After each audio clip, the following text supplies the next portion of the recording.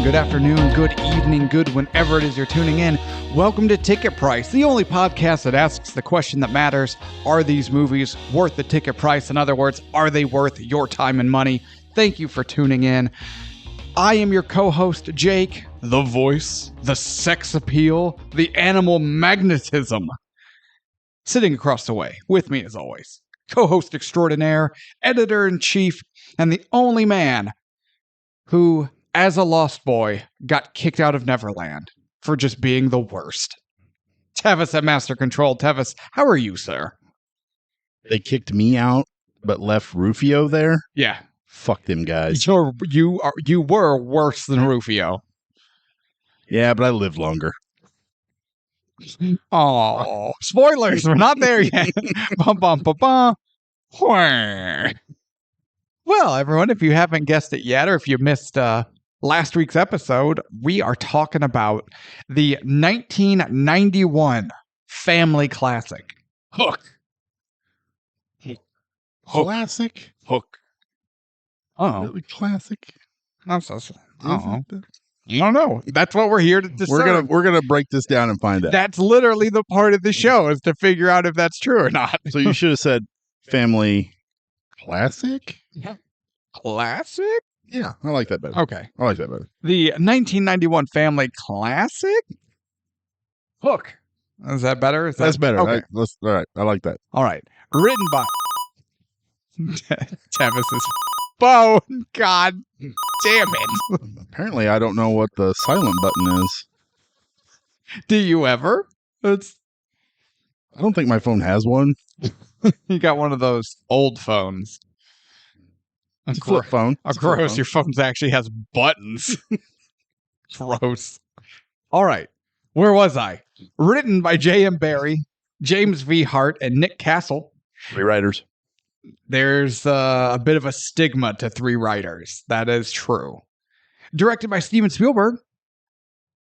And this is still right in the pocket. He hasn't jumped the shark yet. Where do you think he jumped the shark at? Didn't we determine it was some point after Saving Private Ryan in 96? Oh, that's right. Yeah, that's right. We talked about this with Saving because we've done another Spielberg movie. Yeah, welcome to the Steven Spielberg Podcast. We go through.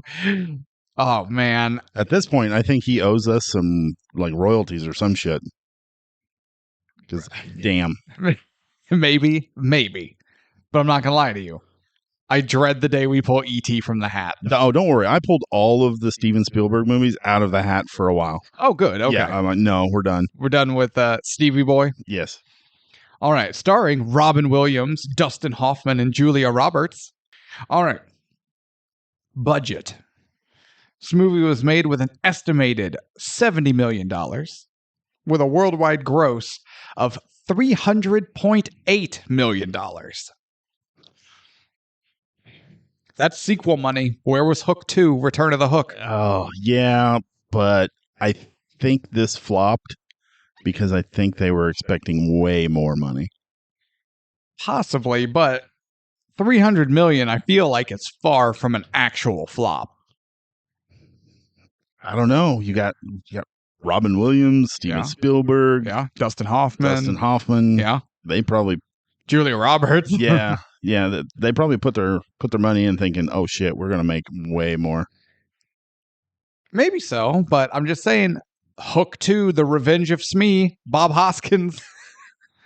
I would watch something with Hook and Smee. Yeah, if it were Dustin Hoffman and Bob Hoskins. Oh, absolutely. Yeah, absolutely. Okay. All right, award time. 6 wins with an additional 24 nominations. And 5 Oscar wins. Oscar wins or nominations? Oh, wait. It was just nominations, I think. Because I know they were nominated for Best Visual Effects and Best Makeup. Yes. But they lost. Best Art Direction. To Terminator 2. For set decoration. Best Costume Design. Best Effects, Visual Effects. Best Makeup, and Best Music Original Song. Oh, I forgot about that. So 6 wins, 24 nominations, 5 of those Oscar nominations. I normally shorthand nom for nomination, but I forgot to this time, so I got confused. Speaking of nom, you can take that look you're giving me and nom nom nom nom nom. Eat my entire ass. All right. We'll save the rest for the end. What is your history with this movie? I don't remember when I watched it. I do remember watching the trailer for this. And I remember thinking, this is interesting. I love the idea of a grown-up Peter Pan. It felt like it was going to be a lot darker just off of the trailer than it was. Mm-hmm.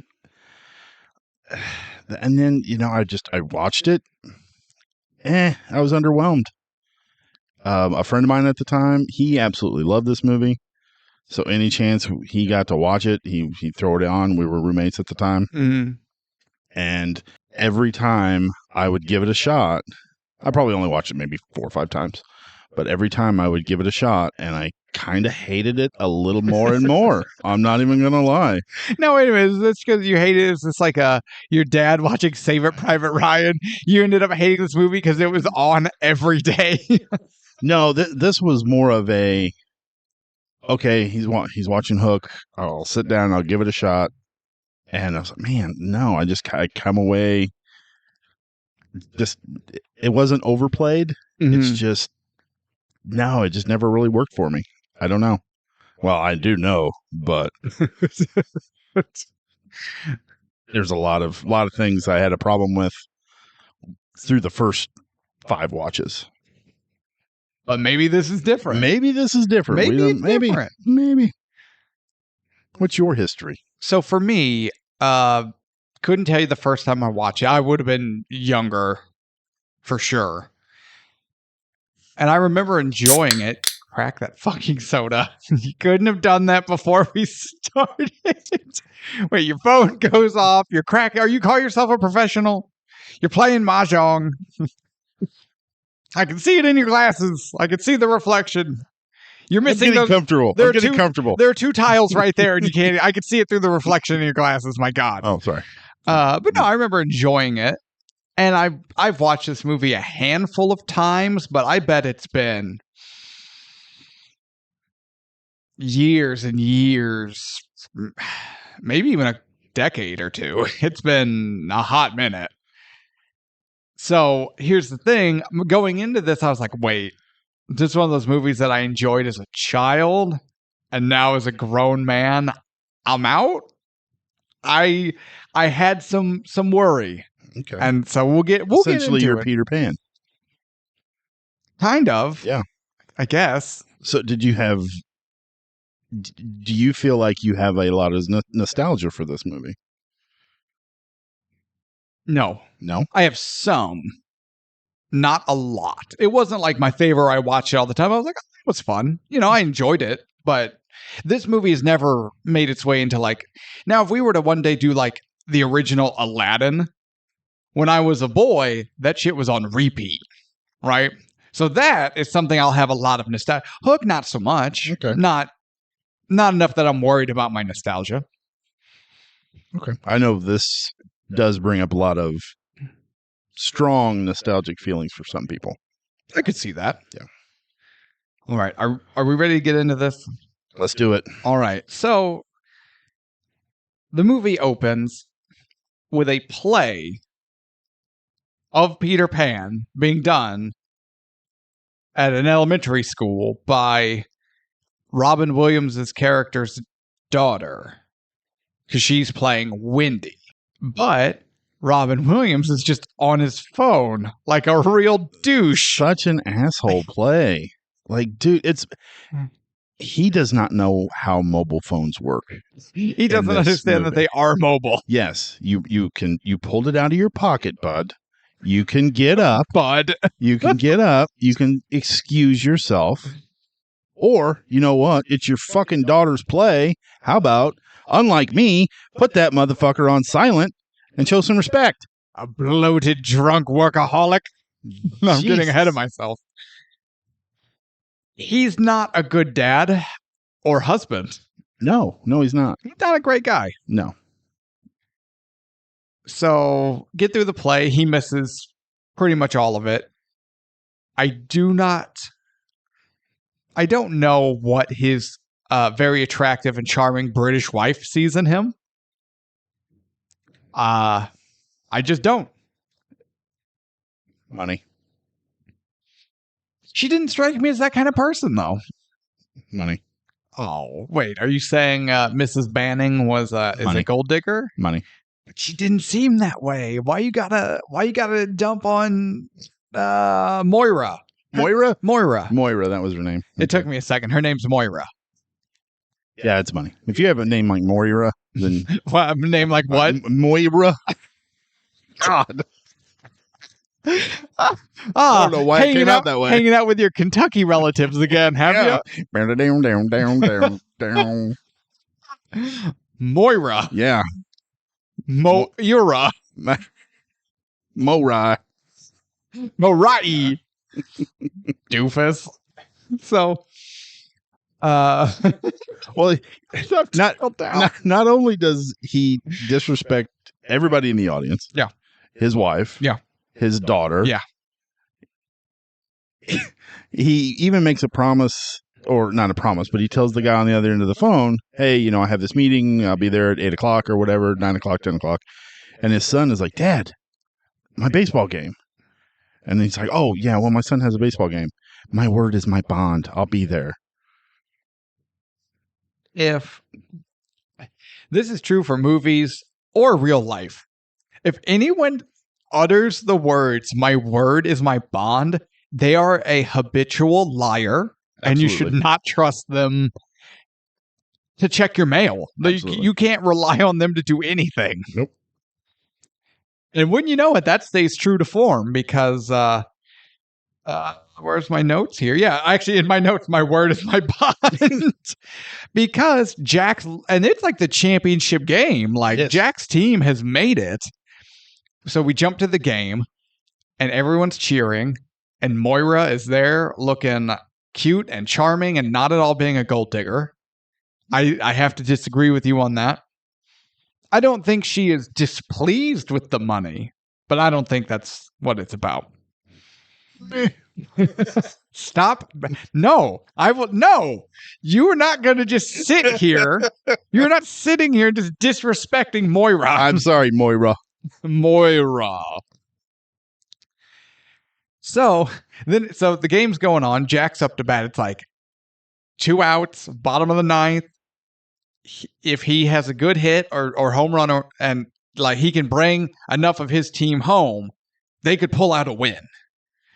But he checks back to the stands. And Dad isn't there. Daddy wasn't there. No, not only was he not there, but he sends somebody from the office to videotape. It cuts to the office where we see him, Robin Williams' character, Peter Banning, trying to get out. Kinda. No, he's too busy trying to play Quick Draw McGraw with the fucking phone with his buddy. He keeps his cell phone on a belt holster. Real classy. And there's another guy who's like, hey, Banning. And they turn and they both sweep their jacket coats aside. And jacket coat. Suit coats. Suit jackets. Not jacket coats. I caught that, but you know what? Being a respectful person. Since when? Since 3 seconds ago. You don't want to be Peter Banning. Decided not to say anything. Well, and I will never do it in the future at all either. My word is my bond. Your word is your bond. But they throw their jacket coats aside, and then they make like the quick draw hands. They're jacket coats, right? It's like race cars. They're jacket coats. Shut up, or I'm never getting through this. I can't. And then they're shut up. I'm trying to describe the moment to the people. And so then they, like an Old West, duel at high noon, they draw their cell phones, but Peter's faster, and he gets that over, he's like, hello! Boom, nailed it. What was the point of that? That was so stupid. You have a bunch of uppity white-collar office people. Like, yeah, they have weird uppity white-collar office games. That's dumb. I'm not arguing that dumb. it isn't dumb. I'm just saying. So, yeah. And so instead of trying to rush around and get out of there as quick as possible to get to your son's game, you're busy playing fucking Wild West Wyatt Earp with your jacket coat. With your jacket coats. He had a reputation to maintain for being the quickest phone in the West. I'm sure that's not the only thing he's quick at. I don't know what that means. I'm pretty sure Moira is very disappointed in the bedroom.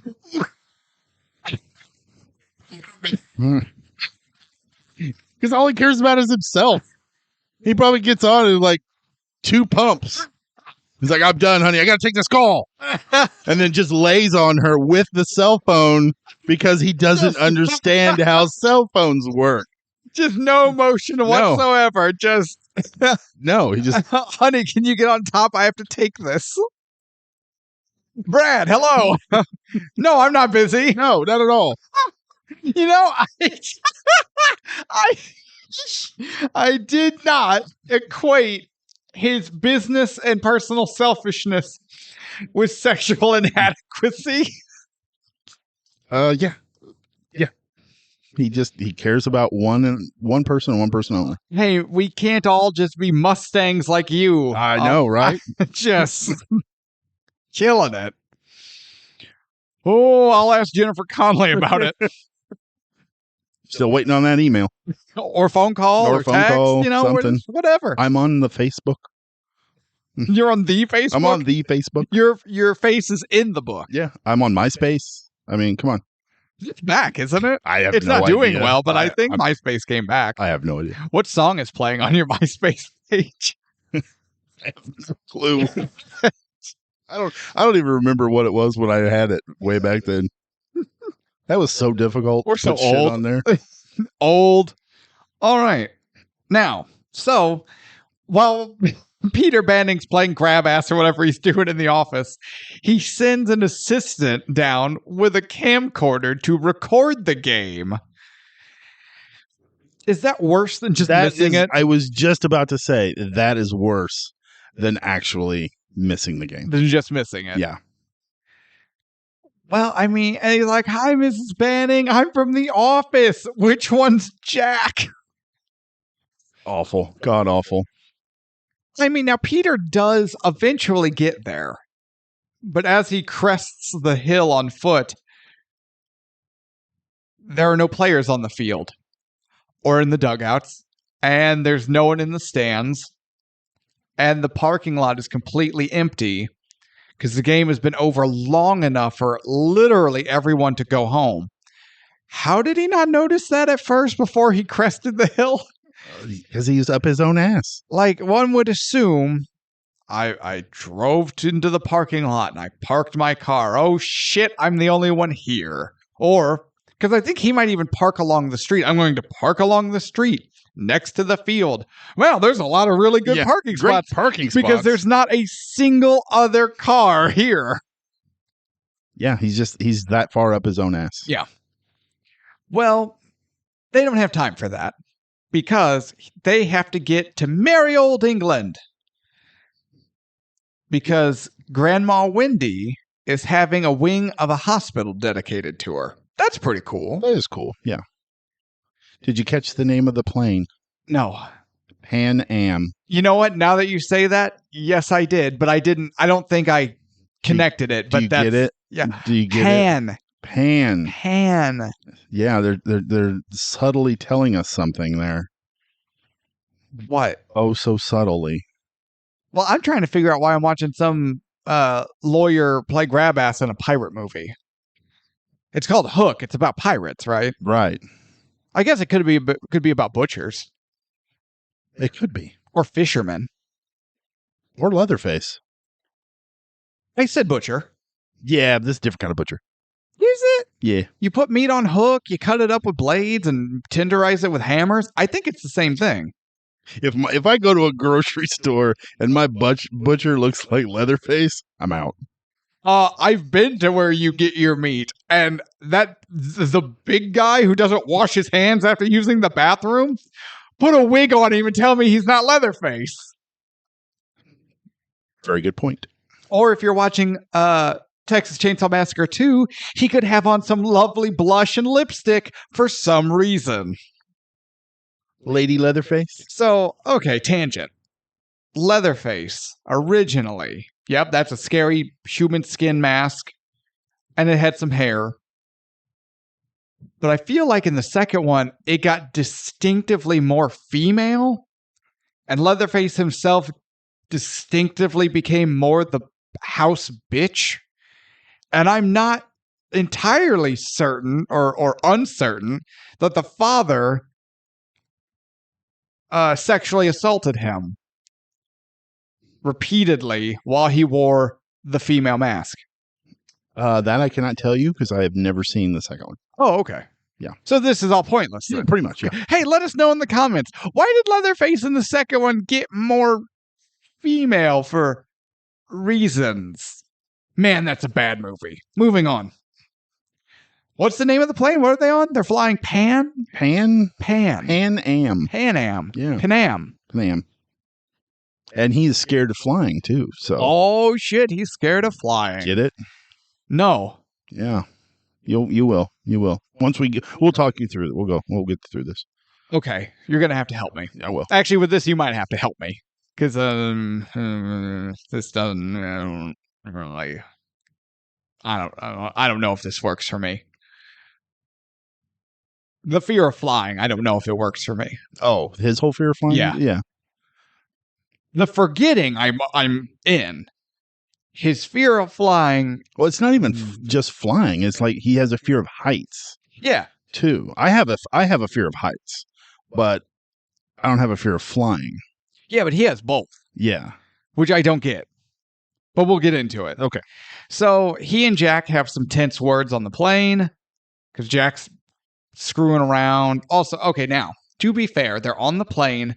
Jack has his baseball and he's tossing it over and over and over, bouncing it off the ceiling of the cabin. This is not a private plane. Oh, no. People everywhere. And this kid's just throw chunk. I just slapped this kid. If I was in the seat behind him, I'd have taken his baseball. So you can have this back when we land. He's a little asshole like his father. A selfish, unaware little douche. Yeah. Like father, like son. I did like the part where he's like, you're worried about the window breaking and you getting sucked out.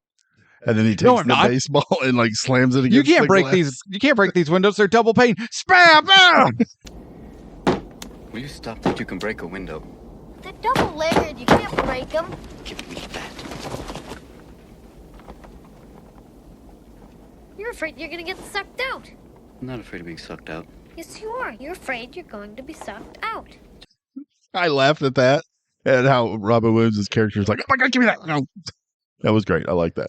You need to stop acting like a child. I am a child. That little kid, Charlie Korsmo, Sure. man, he was so good. Oh. And he was only in a couple other movies that I can think of. He was in Dick Tracy. And I cannot think of the name of the other one for the life of me. And I thought I wrote it down, but apparently I didn't. Man, yeah, he was a fantastic actor. I liked him. So they finally land, and they make it to Grandma Wendy's. It sounded weird when I said it, and I don't know why.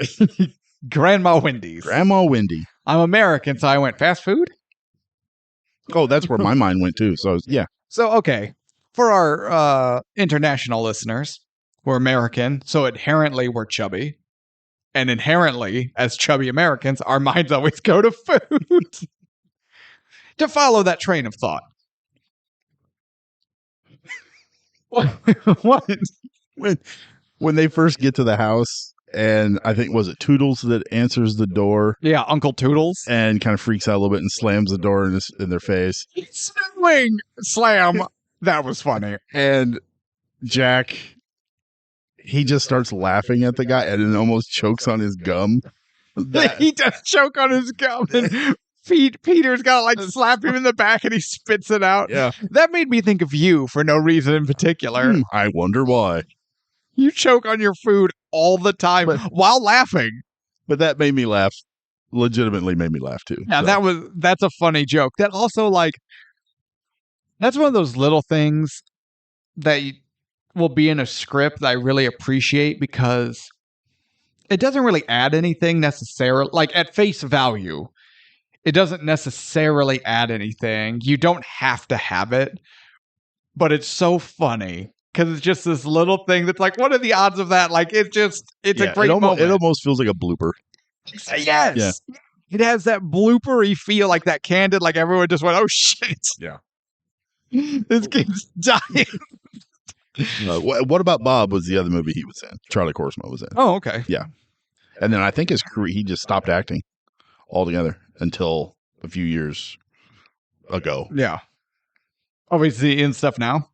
The last thing I see, oh shit, I'm a liar. Can't Hardly Wait, 98, and then it stops until... Can't believe you forgot about Can't Hardly Wait. 2024. No, it's A Different Man is the name of the film from this year. So, yeah, I don't know. Okay, there you go. His grand return. Hope he doesn't choke on gum. I hope he does. That was hilarious. So, but you know, they make it in. They're in the house and they're saying hi to Grandma Wendy, who's played by, God, I can't remember her name. Maggie Smith. Maggie Smith. Damn, she's old, and she has been a million years old for a million years. She was 57. That's makeup. Oh, yeah, but now that she is that old, because in Hook, her character is turning 80. Correct. But now Maggie Smith actually is 80. And she looks the exact same. She looks exactly like she did in the makeup in Hook. I went, God damn, how old is Maggie? How old has she been old? It's like she's one of those people you just, like Tommy Lee Jones or Morgan Freeman, you just can't picture them as not old. Oh, yeah, Robert Duvall. Yeah, there's a good one. Yeah. Yeah, he's been old forever. He's been old forever. He was born and he was 45. he was the oldest 45-year-old in third grade. But no, that makeup of Maggie Smith's, man, that's fantastic. I didn't realize that was makeup. It's honestly, so good. I didn't either until I dug in and done some research on it. I was like, holy shit, that is amazing. Mrs. Smith, oh my God. Yes, little Tommy. I need to go to the bathroom. Ah! Yeah, get the hell out of here. Yes, Robert. All right. Now, they're playing up in Wendy / Moira / whatever other old childhood room. But we learn that Grandma Wendy is the Wendy from the Peter Pan story. But in this universe, as we know, and we know that from the school play the daughter did and everything, but like the story of Peter Pan is out there and has been forever. Because Peter Pan was written in 1904? Sure. I believe. 04, 06. So yeah, at the time of this recording, 2024, it's almost 125 years old. Or it is 125 years old. Regardless. Math. Because her and her brothers, John and Michael, made up these fantastical stories about Peter Pan and Captain Hook and Neverland. And I'm quoting the movie, The Indians. And, okay. I feel like we're talking about a Peter Pan movie. I feel like we have to touch on this. Okay. This movie makes reference to the Native Americans in Neverland. The Native Americans within the Peter Pan story. Except again, this was written in like 1904, and they are referred to as Indians. And if you go back to the original, or even the Disney or any other retelling that incorporates them, it gets fairly racially problematic. Of its time, yeah. Like the Disney song, What Makes the Red Man Red? Oh. Yeah, we'll just... I don't know if we need to go into that. Skip over that one. Yeah. Now, this movie, while making reference to them, we know they exist, does not incorporate them. And I feel like that was very intentional, and I feel like that's okay. Because in the full Peter Pan story, with like Tiger Lily and, all of that, that's an integral part of the story. The story of Hook and Peter's return to Neverland, they're not involved. They don't need, you know what I mean? You don't have to shoehorn them in there, especially with, again, their involvement is very of the time it was written, which makes it very problematic. Yeah, and plus I think there's already so many characters in this movie. They didn't need to add any more. That's true. But I don't even think they make a reference to them other than that one time. Like even in Neverland, I don't think they ever make a reference to them at all. Oh, Smee mentions does he? Yeah, because Hook's all depressed. We'll get there, but Hook's all depressed, and Smee mentions, well, let's go out and shoot some Lost Boys or shoot some Indians. He's like, I've been shooting Lost Boys and Indians my whole life. Oh, I must have. I'm not. But again, it's like they mention like twice, but they do mention them as Indians. Okay. I don't know. I just felt like it's in there, and I don't want to tap dance around it the whole episode. So we'll just there it is. It's out in the open. Now I've forgotten where I am. Oh, you were talking about like the name of the plane, right? Did you notice the window latch? I did. I have in my notes. There are so many references to Hook to itself and who Peter used to be. Like when he would, I think he's looking at something. Oh, maybe he's closing the window with that latch, and then they holler at him, "Hey, Peter!" And he spins around and he puts his arms up, on his hips, like the Peter Pan pose. And now, actually, I'm going to fight you on this a little bit. Okay, that I liked. I didn't mind that he did it. He does it a couple times, and it's always real quick. It's always like a knee-jerk reaction, and then he stops doing it. Yeah. I actually like that. That, to me, that's a fun character. Like, who he was is still in there. Yeah. No, I did like that. I feel like they did it a few too many times, maybe. But, like, even, like, the shadow dancing, the kids were playing, and he, again, is on his cell phone, needing to take this important call, and gets pissed off at the kids for being loud and being kids. But they have that shadow behind him on the wall as the kids are playing. Mm-hmm. And then there's lots of mentions of flying and shit like that. So, but yeah, lots of references to. And I do feel like this movie makes too many references to the greater Peter Pan lore. Like we this isn't a secret. We went to watch a Peter Pan movie. I understand what I'm watching. You don't have to beat me over the head that this is a Peter Pan movie. That's what I felt like a couple times. Like, okay, I understand. But the window latch and the airplane and all the difference, the fear, whatever. But his like knee jerk of turning around doing the pose, I actually do like that because that seems like a fun character trait. I get that. So they go to the dedication. Before we get to the dedication, there's one moment in this movie I enjoyed. It hit me really hard being a parent that I never really appreciated this moment is when Moira, right after Peter has an eruption on the kids and she throws his cell phone out the window. I believe that is you're referring to my note of Wendy is done or Wendy. I'm joking my water. Moira's done with his shit, I believe is what you're referencing in my notes. In my notes, that's what I have that down as. She says, I hated the deal, but I'm sorry you feel so badly about it. Your children love you. They want to play with you. They want to play with you. How long do you think that lasts? Soon Jack may not even want you to come to his games. We have a few special years with our children when they're the ones that want us around. After that, you're going to be running after them for a bit of attention. So fast, Peter. It's a few years. Holy cow. I played that over and over again. Probably 4 times. That hit me hard. Yeah.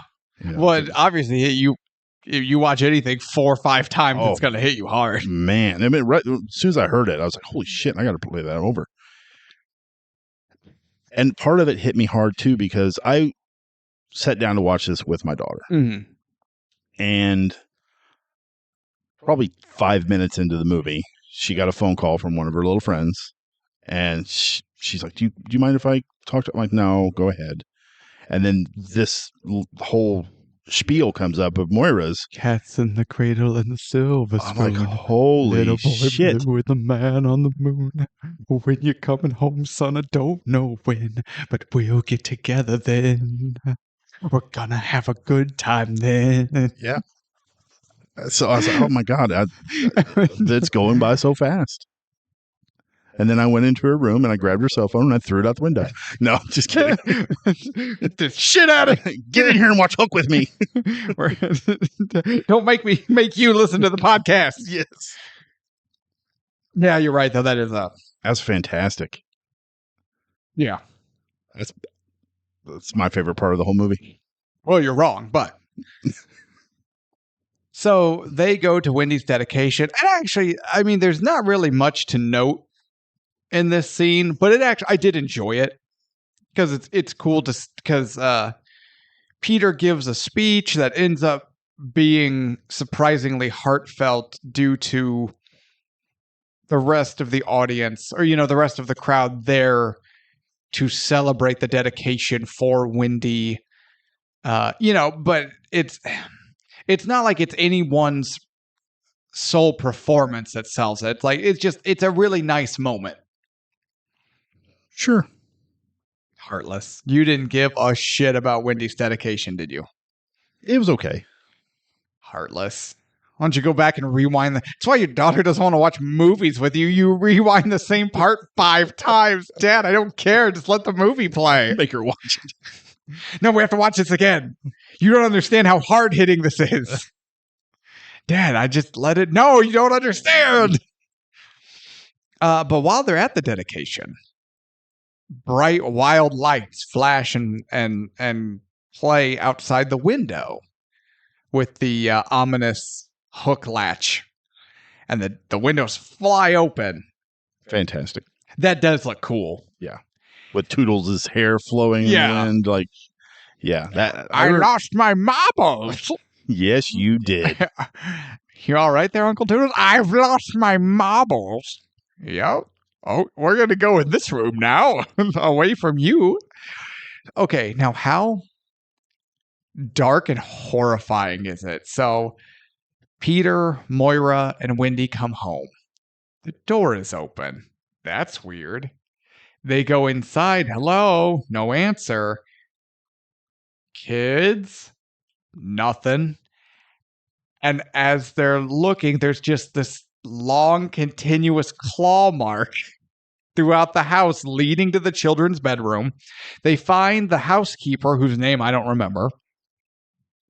They're like, oh my gosh, are you okay? And she's like, the wind blew open and shut the door and locked me out. And something fell and it hit me. And then the children were screaming.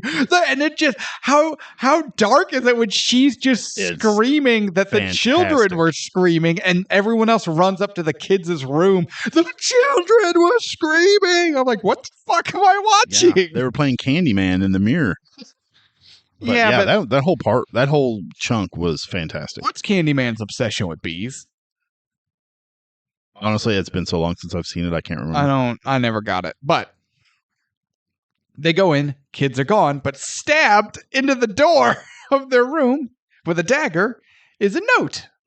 And I can't remember the exact wording of the note, but I love the way it was written because it was like, Dear Peter Banning, your children humbly request your presence. And it's like this really like kind of polite, formal letter, like sincerely, J.M. Hook, Captain, While they are at the dedication, mm-hmm. and then the moment happens where the children get kidnapped. Yeah. Why did Wendy go all Obi-Wan Kenobi when it happened? Like she could feel it happening. Yeah. Why? I think at this did Alderaan blow up? I mean,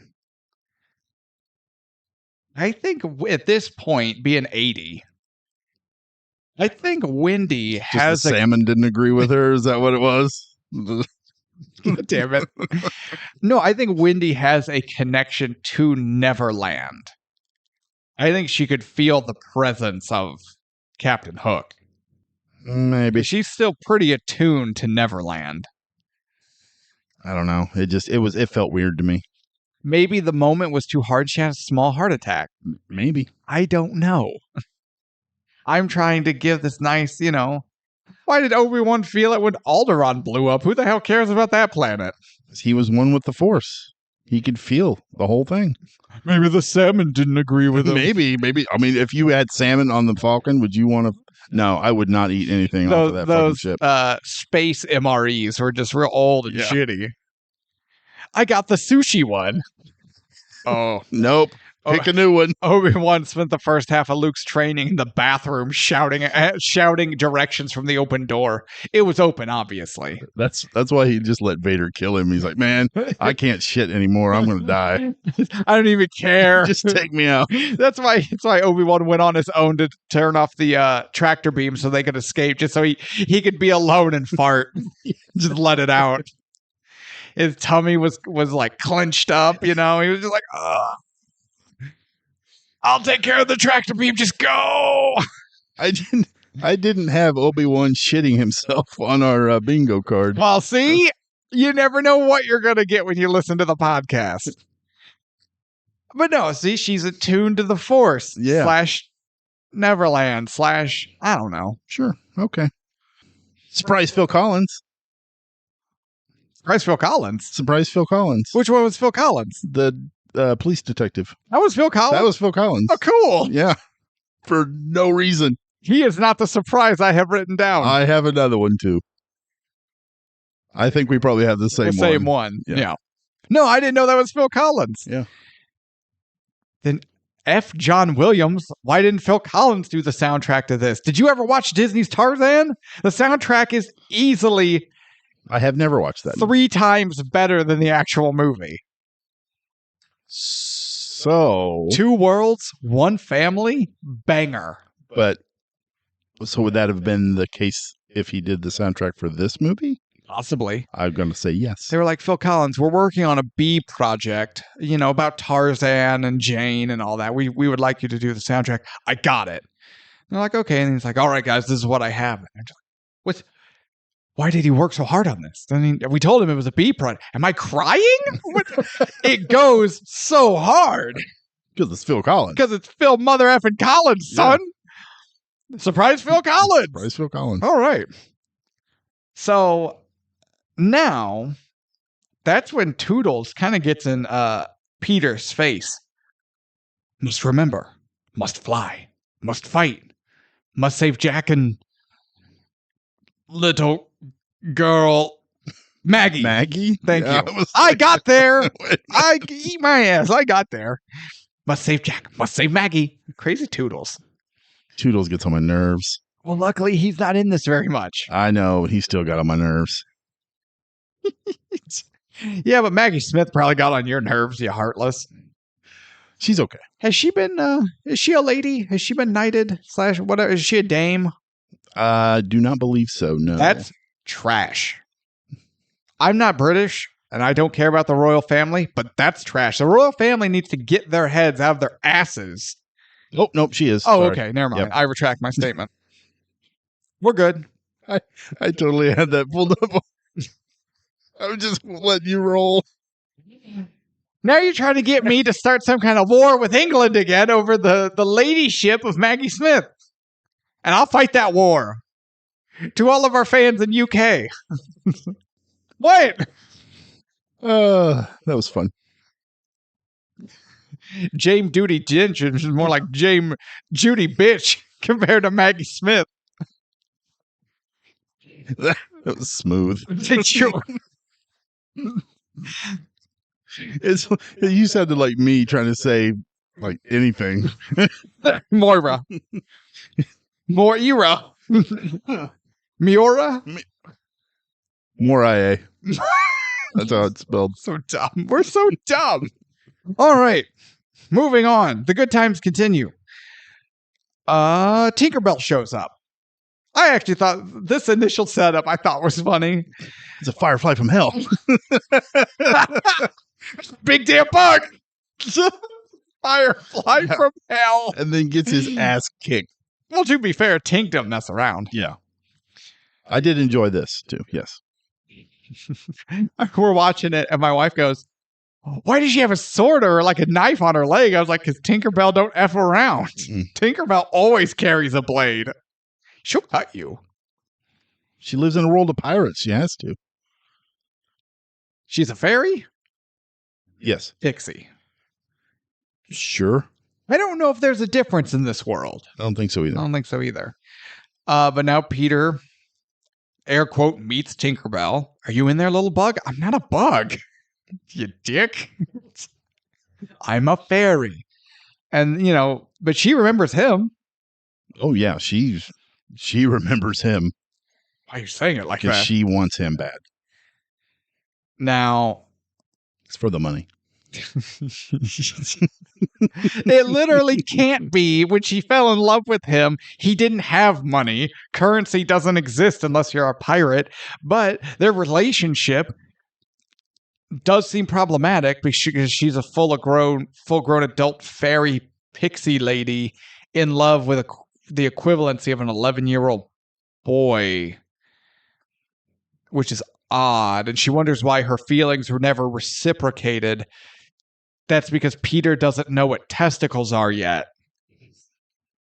Like, I don't know how much reciprocating there could have been.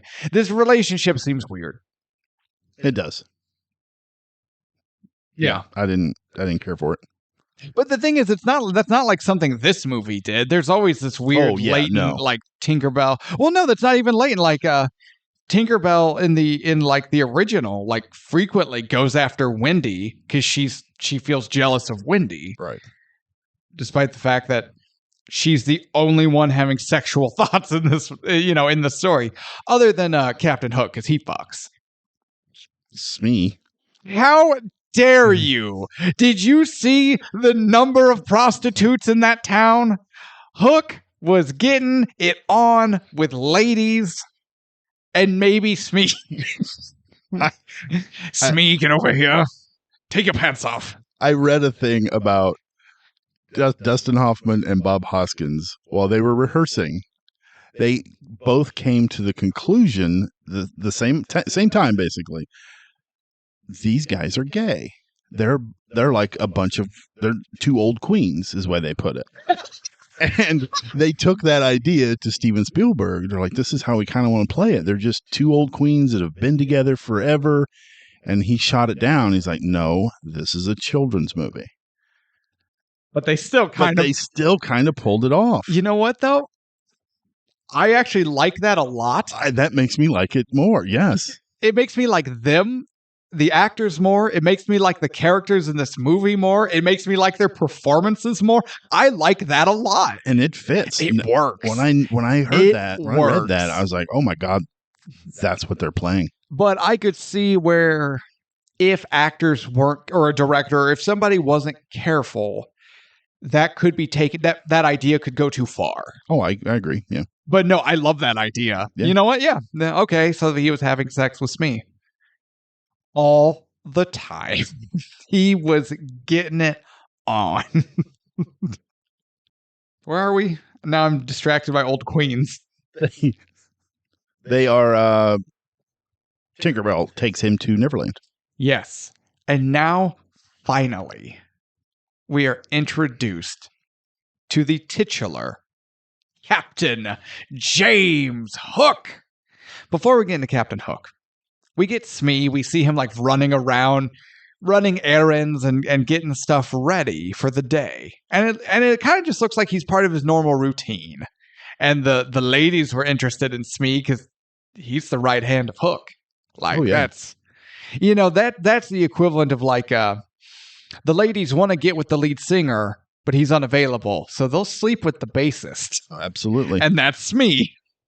When we first see Neverland with the ship and the docks, man, it felt like a set. It does. Bad. it feels like, and I remember thinking this as a kid, that I had this problem. I couldn't articulate it like this then, but it feels like something you would walk into at Disneyland Absolutely. or Universal Studios. Yeah, it's like somebody they just went to the Pirates of the Caribbean Yeah, filmed it. Did you ever see Robin Williams in Popeye? No, I've not seen Popeye. I used to watch that all the time when I was younger. I loved it. I thought it was great. Wait, you're giving me shit about Hook and you're a Popeye guy? Oh, I was. I watched it recently, like within the last 10 years. Yeah, it's trash. Wait, but how is Shelley Duvall? Fine. She's fine. totally fine. She, honestly, there's nobody else who could have played Olive Oil. So you're saying she was great? She was legitimately great as Olive Oil. But that's what I felt like watching Hook. I felt like I was watching Popeye again because it was the elaborate sets but not elaborate in a good dancing, way. And yeah, just the way everybody in the background kind of stumbles around and falls and jumps and they're doing all kinds of weird things. Yeah. Yeah, it felt very Popeye to me. Yeah, and it's like, okay, they're in Neverland, which is this, fantasy setting, world, dimension, whatever it is, right? So I get that there's supposed to be an element of like magic and imagination and unbelievability that you're supposed to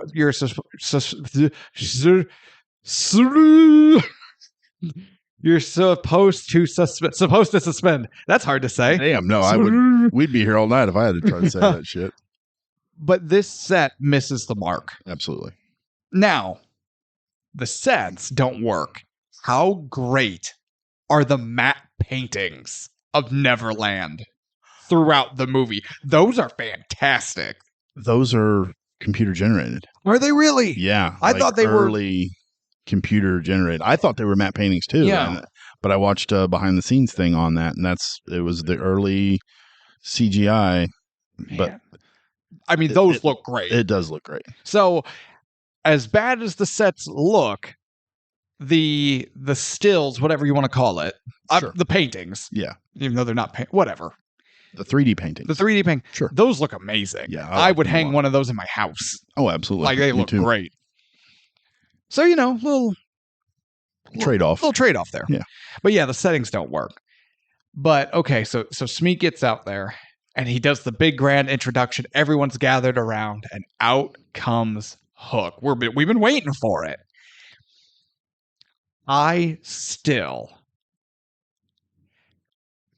When we first see Dustin Hoffman full get up, he looks perfect. I've never watched another live action Peter Pan Sure. at all because one, they're not interesting to me. I've seen the trailers for them. They don't look very good. Peter Pan's kind of a shitty story. I agree. It's like Pinocchio. It sucks. But there has been 0 actors who've looked anywhere nearly as good as Hook as Dustin Hoffman. Like, I'm not overstating this. When he walks out, the appearance, the aura, the presence, he completely kills it on every level, does he not? Oh, absolutely. But then also the cattiness too, when he's giving his grand introduction, he's talking to people, he goes to walk down the stairs, takes one step down the stairs, realizing his special red carpet hasn't been rolled out, immediately steps back up onto the deck. Smee, the carpet. And then Smee, does the double stomp, the carpet. He's like, now he's so pompous and catty. Like, it's so good. He is fantastic. Him and Smee both. I was just about to say the only person in this movie who captures the essence of their character and performs it to literal perfection is Bob Hoskins as Smee. I could watch these two just as these characters doing whatever all day. Yeah, absolutely. I want to see a prequel. I want to see a sequel.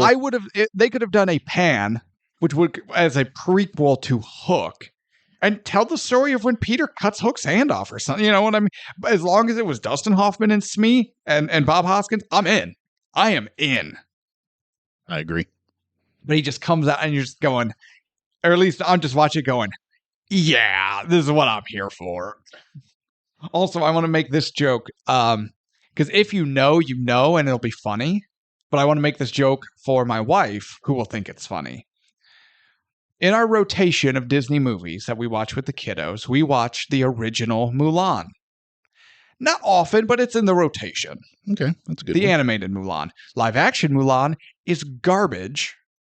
As is most of the live action ones. And somehow is less feminist than the animated one. They took a strong feminist story with a brilliant, strong female character and ruined it. That's what I've heard. And That's why I've kind of, well, that's not the only reason I've avoided it, but yeah. Yeah, it's real bad. Well, okay. In the cartoon, Mulan disguises herself as a man, joins the army in her father's stead to save his life, goes through the training, and ends up being the best conscripted. So, right, she performs the best. She outperforms all the guys. How does she outperform all the guys? Dedication, hard work. She finds her inner strength. She then develops her outer strength. She has her mental fortitude. She outperforms all of the guys in a guy's world. That's a strong, uplifting feminist story that I want my daughters to see because that's cool. In the live action movie, bitch is magic. Oh. And so how does she excel? Bitch is magic. In the cartoon, the battle's going on and she stops the Mongol horde. Well, how did she do that? Through bravery. And her wits. She gets the last rocket. Everyone's telling her, shoot the leader. I can't remember his name right now off the top of my head. Shoot him, at least kill him. But she realizes if she shoots them out, she could cause an avalanche, take the whole army out. It might sacrifice herself and the force she has remaining, but could, with her bravery, make the ultimate sacrifice and stop the whole enemy army and save more people. That's what she does. Then, through skill and bravery saves her commander, saves herself, and then ultimately goes on and through her own, again, bravery, skill, strength, determination, wits, cunning, saves the emperor, becomes a hero. In the live-action movie, bitch is magic. Well, how did she do it? Bitch is magic. Well, how did she? Bitch is magic. How did they get this wrong? Now, that tangent aside, onto the original tangent.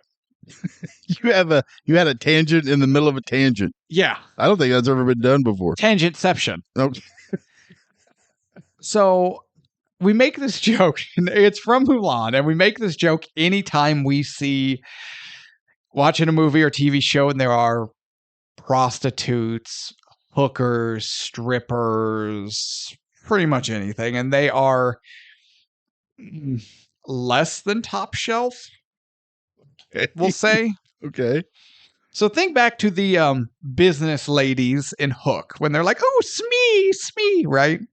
Now remember, this is from a children's movie because we make this joke all the time. Oh, concubines. Ugh, ugly concubines. Because when they go to save the emperor, Mulan dressed up as a man. But to save the emperor, her buddies, they all dress up as women to sneak in. Yeah. And so two Mongol guards are like, oh, concubines. And the other one's like, ugh, ugly concubines. And that is the best joke. So we did see these women, and I just went, concubines. And my wife's in her chair. She just goes, ugly concubines. I love it. Yeah, we make that joke all the time. And now you can too. Hell yeah, everyone listening at home, if you don't know, watch Mulan. And if you do know what I'm talking about, you know what I'm ugly concubines. Getting back on track. Oh yeah, my note here. Dustin Hoffman's just so good. Oh yeah. The voice, it's all good, but good form. Very good form. I see what you did there. Yeah. I see what you did there. Now, but he's pumping everyone up. They have kidnapped Pan's children. Yeah. And the war to end all wars is coming. Yeah. Peter's on his way. Yeah. One of you motherfuckers didn't believe I could do it. And they're like, huh? What? Huh? And he starts going down. He starts pointing. Was it you? Was it you? There's someone here that doesn't belong because I can smell them. Who is it? And the sea of pirates parts for him. Nobody wants a piece of Hook, which I also appreciate. Oh, yeah.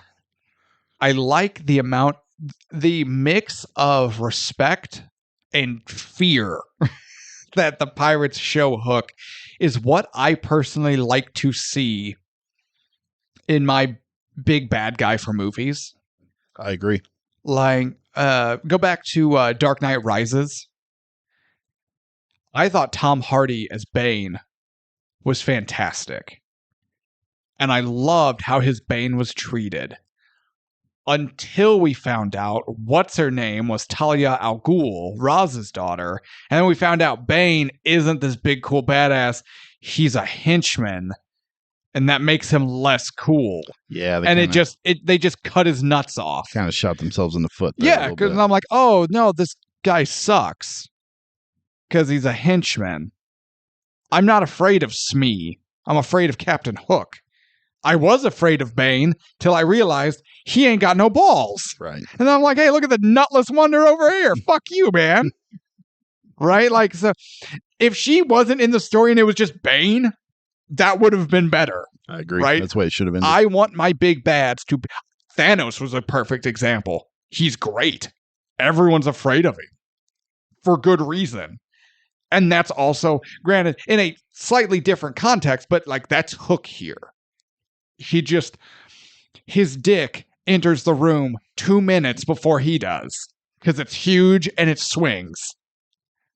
I agree. And that's how I like my men. What? I feel like there's a Mel Gibson reference. Mel coming. Gibson. Mel Gibson? Man, we are tongue-tied this episode. God. Speaking of tongue-tied, huge-dicked men. What? Don't know. Okay. I don't know where you're going. Now, while he's doing all this, Peter wakes up in Neverland, and Tink is trying to help him like get out, has him disguised as a pirate. That's kind of funny where she's like, all right, your left leg, your left arm is lifeless. You walk with a limp. Your right foot is cockeyed inward. Now growl louder. Good. How are you? But again, that's that kind of fun physical comedy that Robin Williams could do. Oh yeah, absolutely. He was a master of it. Oh yeah, and he is okay. We said Bob Hoskins and Dustin Hoffman in their roles are perfect. I feel like Robin Williams. How do I put this? I love Robin Williams, but he wasn't a perfect adult Peter Pan, but he was as perfect as anyone was ever going to get with this role. There was not a better choice than Robin Williams to capture that magic. At the time, no, I can't think of anybody else, but man, I hated Robin Williams in this movie, and I love Robin Williams. Yeah. I hated him in this. And I get that. But be real, what other actor could capture that magic of believing them as an adult Peter Pan of all characters? I mean, there's really no one. There's no one. And then or now. But I feel like this, I guess my qualm isn't, it's not a Robin Williams problem. It's a Peter Pan problem. I agree with that. It's something about that character, child or adult. There's just, I don't know. It's just something about it that doesn't resonate with me, and it never has. But Robin Williams was the best man for the job. Not as good as Bob Hoskins and Dustin Hoffman, but that's a separate issue. But while Hook is trying to sniff out like the intruder, the one who doesn't belong, the non-believer, the fake, the phony, the charlatan, he ends up cornering 2 pirates. One of them just being a pirate, and one of them being Peter Banning, excuse me. And surprise Glenn Close. Yes, she gets thrown in the boo box. The boo box. Now, we all know who Glenn Close is. Goddamn icon. Absolutely. She is dressed as a man, full beard and everything, and as a pirate. Why? Like, out of anyone to do this role, why Glenn Close? There has to be a story behind it, and I don't know it. I do. Oh, lay it on me. I can't remember who she was friends with on the set. I think it was Dustin Hoffman. But she was just there visiting one day. She just came to look at the set, visit her friend. And she's like, hey, can I play a pirate? And they're like, yeah, absolutely. And they're just Not going to say no to Glenn Close. No, it's like when Tom Cruise visited his friend on the set of Young Guns. I was just about to say, it's Tom Cruise and Young Guns. Yeah, and dressed up as a guy who got shot. And that's phenomenal. Oh. Phenomenal to me. Did you spot the other surprise of the person who put Glenn Close in the boo box? No. You didn't.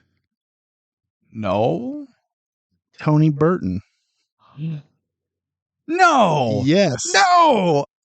Yes, he's the one who put Glenn Close in the boo box. Confirm. Like, you looked it up. I looked it up. Oh, because no. I seen him and I was like, oh my God, is that Tony? I didn't even recognize him. Yeah. Wait. 3. We now have a tie at 3 We now appearances have a tie. with Tony Burton and Sigourney Weaver. And no, there's 4. There's 3. 3. And William Atherton. William Atherton. Atherton. God, I hate this award. But we have the guy whose award it's named for is still in it. Now- It's tied. Okay. One of the guys that it's When named we for. do our next award show, let's say, for instance, this was the tie going into it. It goes to the dude whose name is on the trophy, absolutely. right? Absolutely. And for no other reason than somehow he has still managed to be in the running. I love it. Yeah. I absolutely love it. No, I didn't recognize him at all. Yeah. I was too busy going, why is Glenn Close here? But Hook is like, oh, you didn't believe, did you? She's like, no, you made a boo-boo, didn't you? Yes.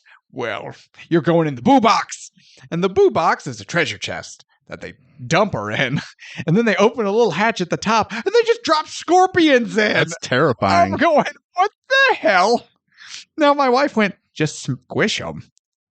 And I Yeah, went, but it's dark in there. You can't it's see. dark and they're just scorpions now rattling around in there with you? Like, Bleh.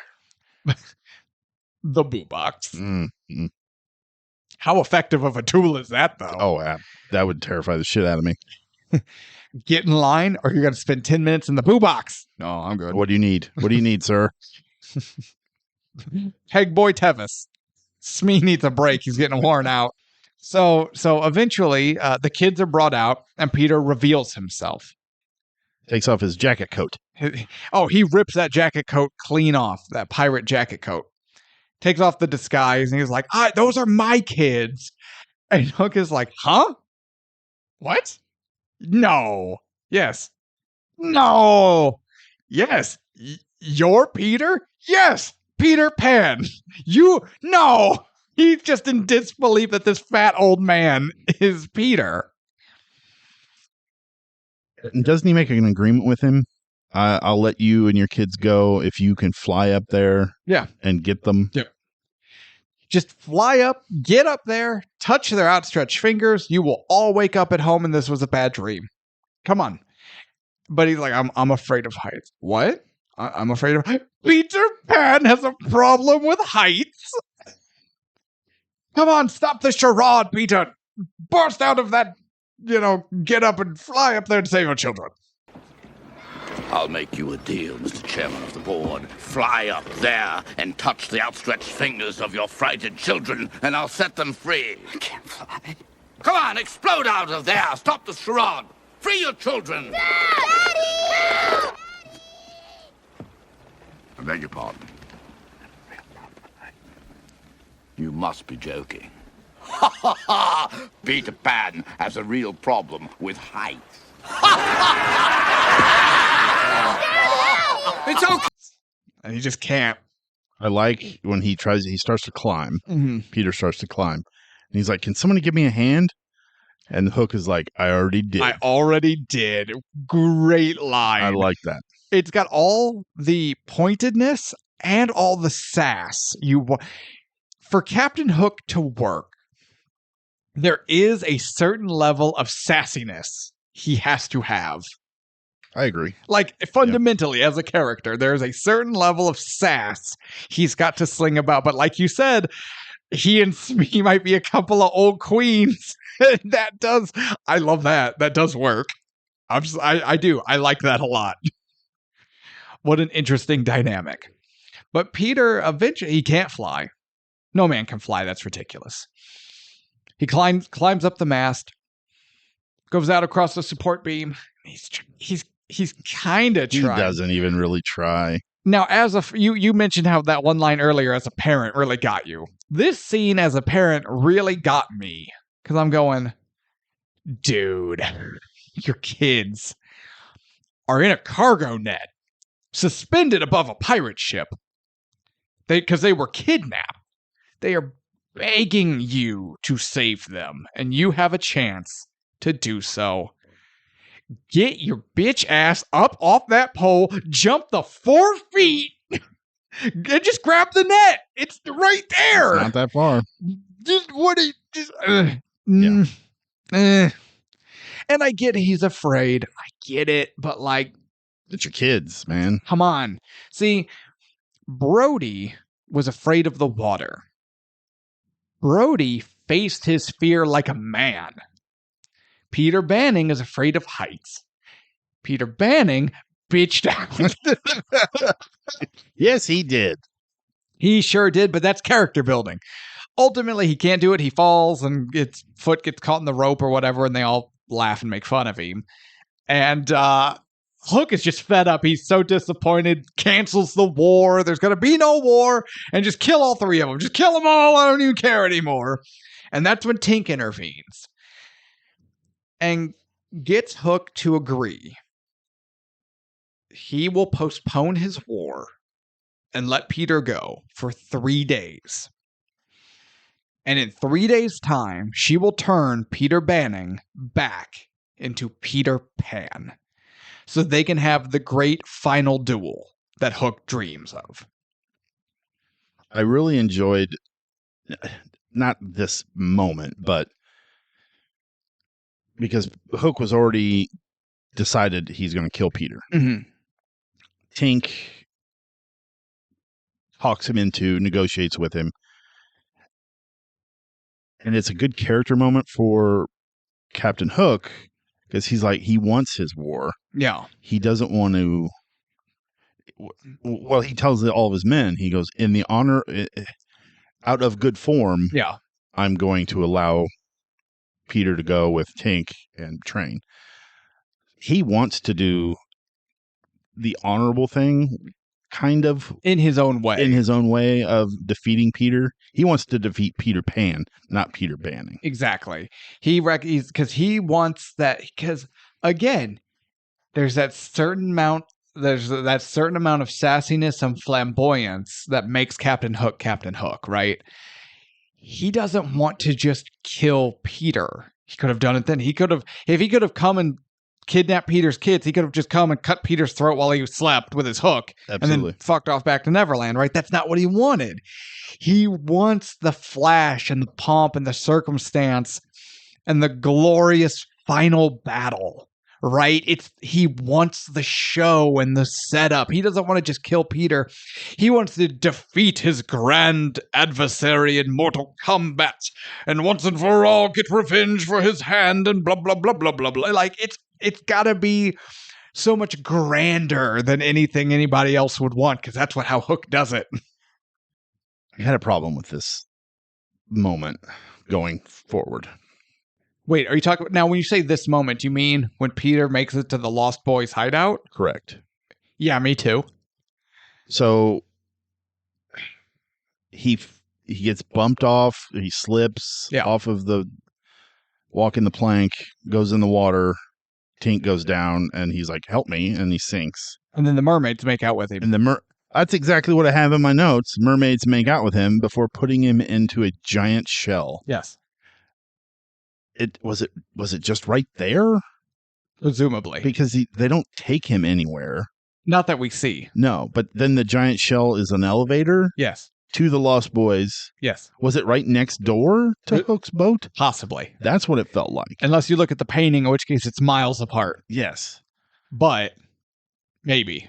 So giant shell is an elevator to the Lost Boys treehouse. Yes. Fine. Now, to be fair, there is like a vine-based pulley system.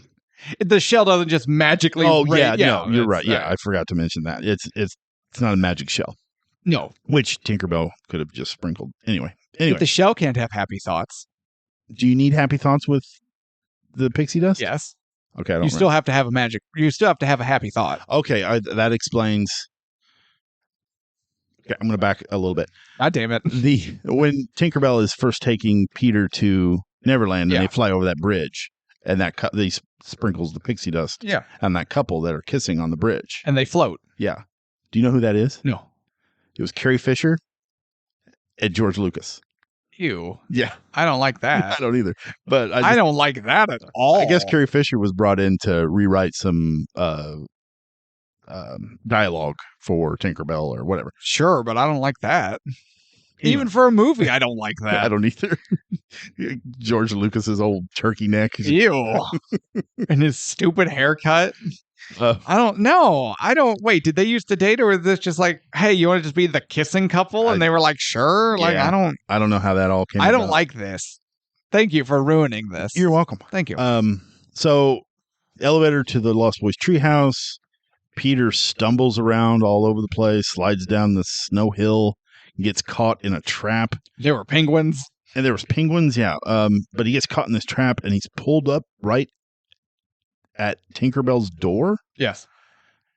Okay. And he's screaming and she rolls out of bed, out of her nap, and then looks at him and is like, "You're alive. What? You didn't try to do anything? Right. You just fucked off and went home and took a nap? You negotiated to save this son of a bitch from the hook. And then you're just like, oh, well, he's in the water. I must go home and fucking sleep." Well, he's dead.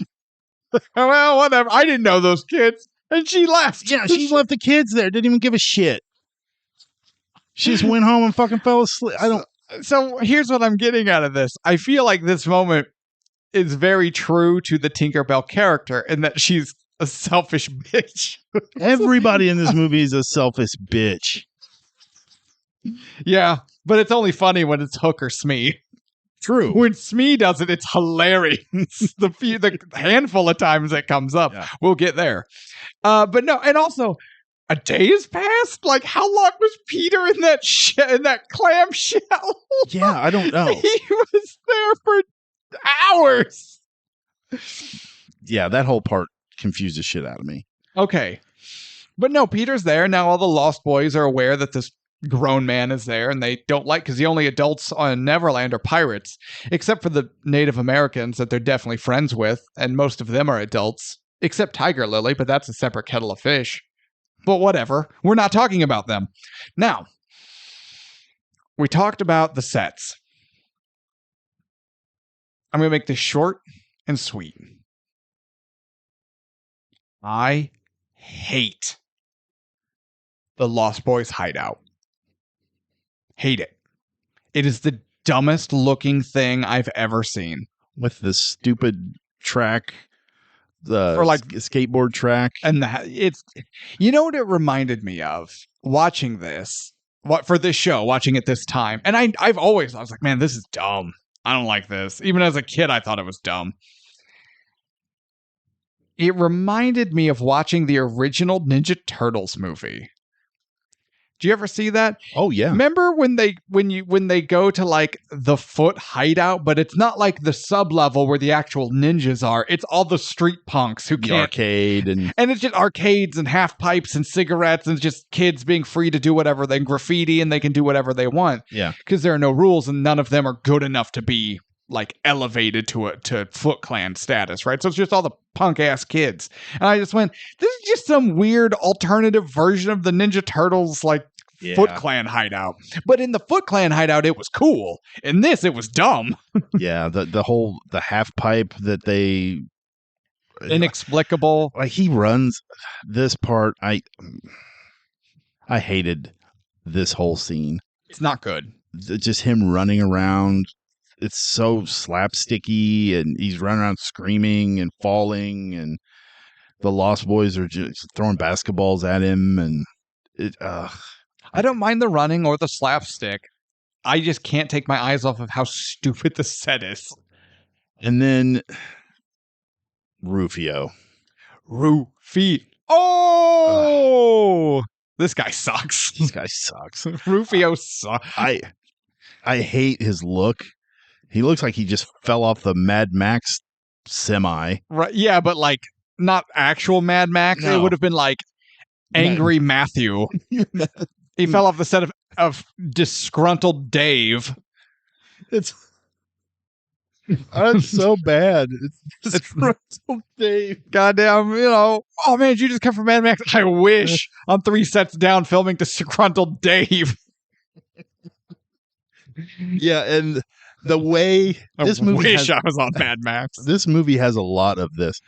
The way people say things, their cadence, or just like even their way their mouth moves when they say stuff, it fucking drives me nuts. Wait, are you just staring at people's mouth movement? Well, now I'm really paranoid. I feel like I should cover my face. You can't help it. Like when Robin Williams yells "bangarang," I don't know why. Just that word and the way he says it, and bangarang. I fucking hate it. And when the kids are all like "Rufio," I'm like, no, stop! You sound stupid. And their stupid little hand gesture thing with what the is wiggling that? at the what is that? I don't know, but it really makes me think of male on female fellatio. I think that's the cleanest way I can put that. Be like, man, I went over to her house, gave her a little of this, little tickling, little bit of tickling. It makes me think male on female fellatio. I forgot how much of this movie I actually hate. And it's just the dumbest shit too. Like I said, the way they say things, like when Peter finally becomes Peter Pan and he starts to crow.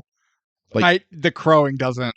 The way he does it and the sound he makes it irritates the shit out of me. Now, hold on. Like, you don't know how to crow? Can I be devil's advocate? Sure. Wait, why did you? What was your mouth made a weird movement when you were like, sure. I feel like it's unfair to give this movie a bunch of shit for the crowing. Because again, go back to like Peter Pan, like Peter Pan, go all the way back. How stupid of a thing is crowing? And not just like bragging, like if someone's like, and this asshole keeps crowing about it, right? No, like legitimate crowing, like you're a fucking bird. It's dumb, and there's no good way to do it. Yeah, and it's never even really done again. It's just kind of that one time. They went, but doesn't Peter do it to Hook at one point? Maybe not. I don't know. The crowing is real dumb. Yeah, and it's not even just that they crow. It's the way he does it, the sound. No. He's definitely going full rooster with his. Right. It's very cock-a-doodle-doo. It is. Yeah. Yeah. Okay, so the Lost Boys are getting him. He's like, he's old. He's fat. He's not so fat to me. Thud butt. Thud butt. I hate Thud butt. How can you hate Thud? He's an adorable kid. I can't call him a little kid, but he's this adorable. My wife was watching this. She felt so bad. She goes, "Oh, that cute little kid's only in this movie so they can make fat jokes about him." There is so many fat jokes. He ain't so small to me. Or when they sit at the dinner table, but he's sitting at the ends and the whole bench flies up and all the kids fall. Like Thud has to sit in the middle or the bench freaks out like a seesaw. Or teeter-totter. Even the ending, when Peter gives him the knife or the sword. It's a sword. And he says, protect people who are smaller than you. Yeah. It's like, Jesus, did you get one more in, you fucking asshole? Even when he's trying to be uplifting, it's still a fat joke. Yeah, and then the bowling ball How unnerving was it seeing that guy standing there, and then all of a sudden these two fake legs just point straight up. It's like he was gonna do a hedgehog on himself. What does that mean? Gonna blow himself. It's like, no. Wait, is that called hedgehogging? That's why do you think Ron Jeremy was called the hedgehog? Because That's what he could do. He would fold himself almost in half, and he could do it to himself. That's what I kept thinking of that Butt was doing when the stupid legs came up. I'm like, what are we watching?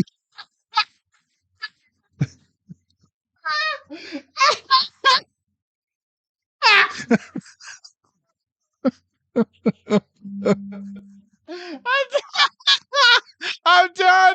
I'm going home now.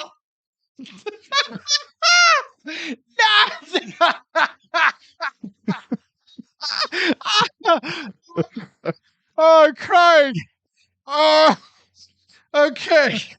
Now, whew, you can hear me sniffing back the mucus because I am legitimately crying.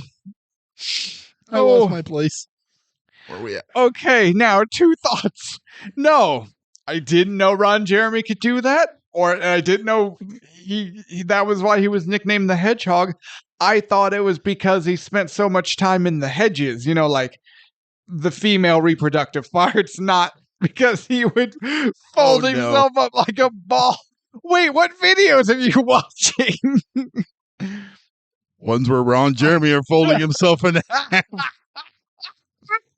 Speaking of old queens. Oh my God. Well, okay. Moving along.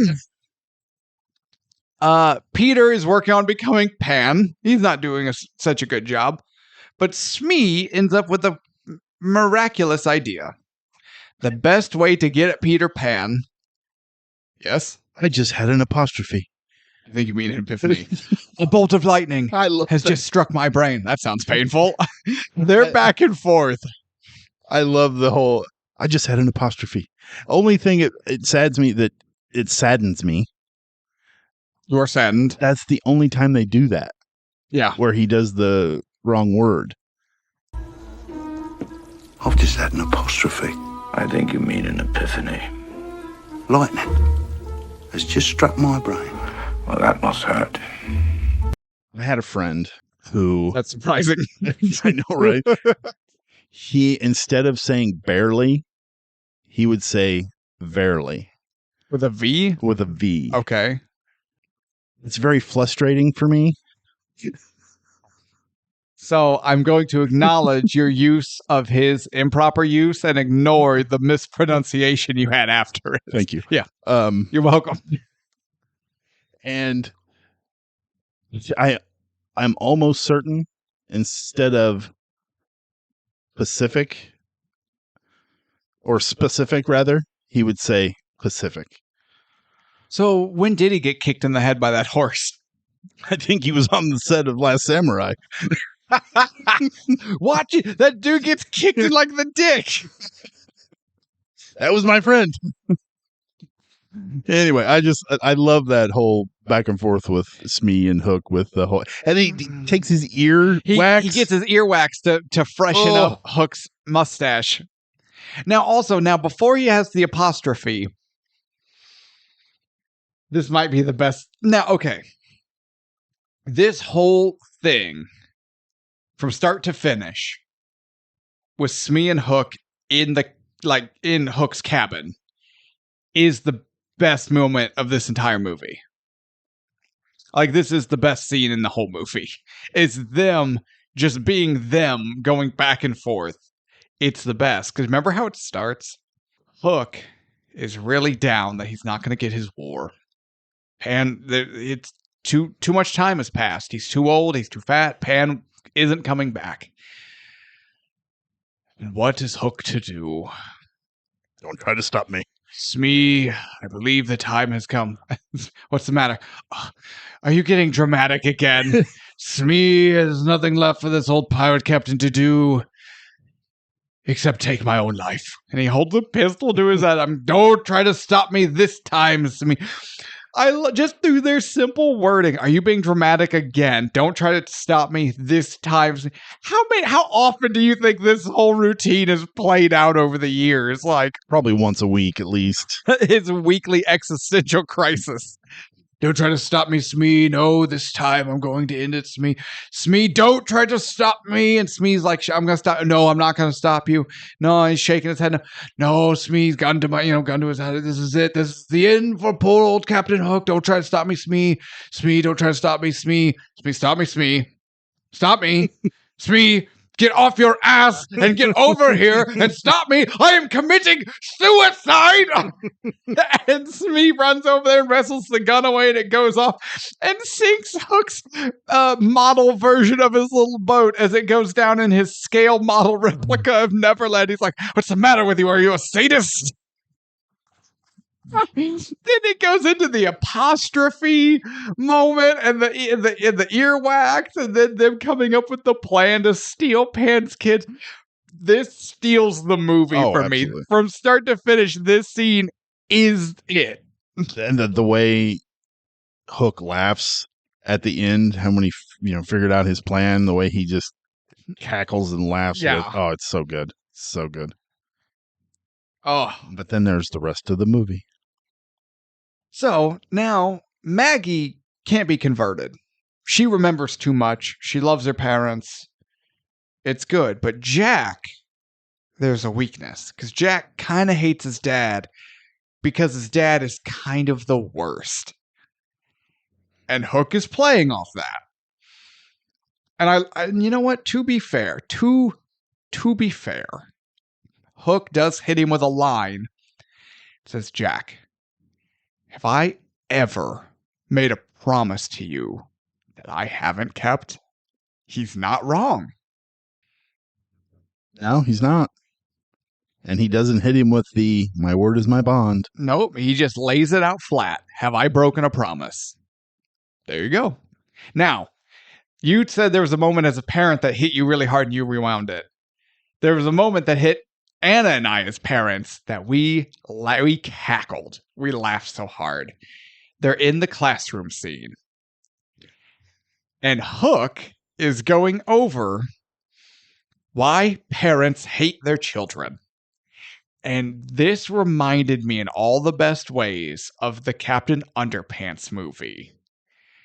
Where Professor Poopy Pants. This is the brain of an average child. Right here is the thinking about Candylopolis.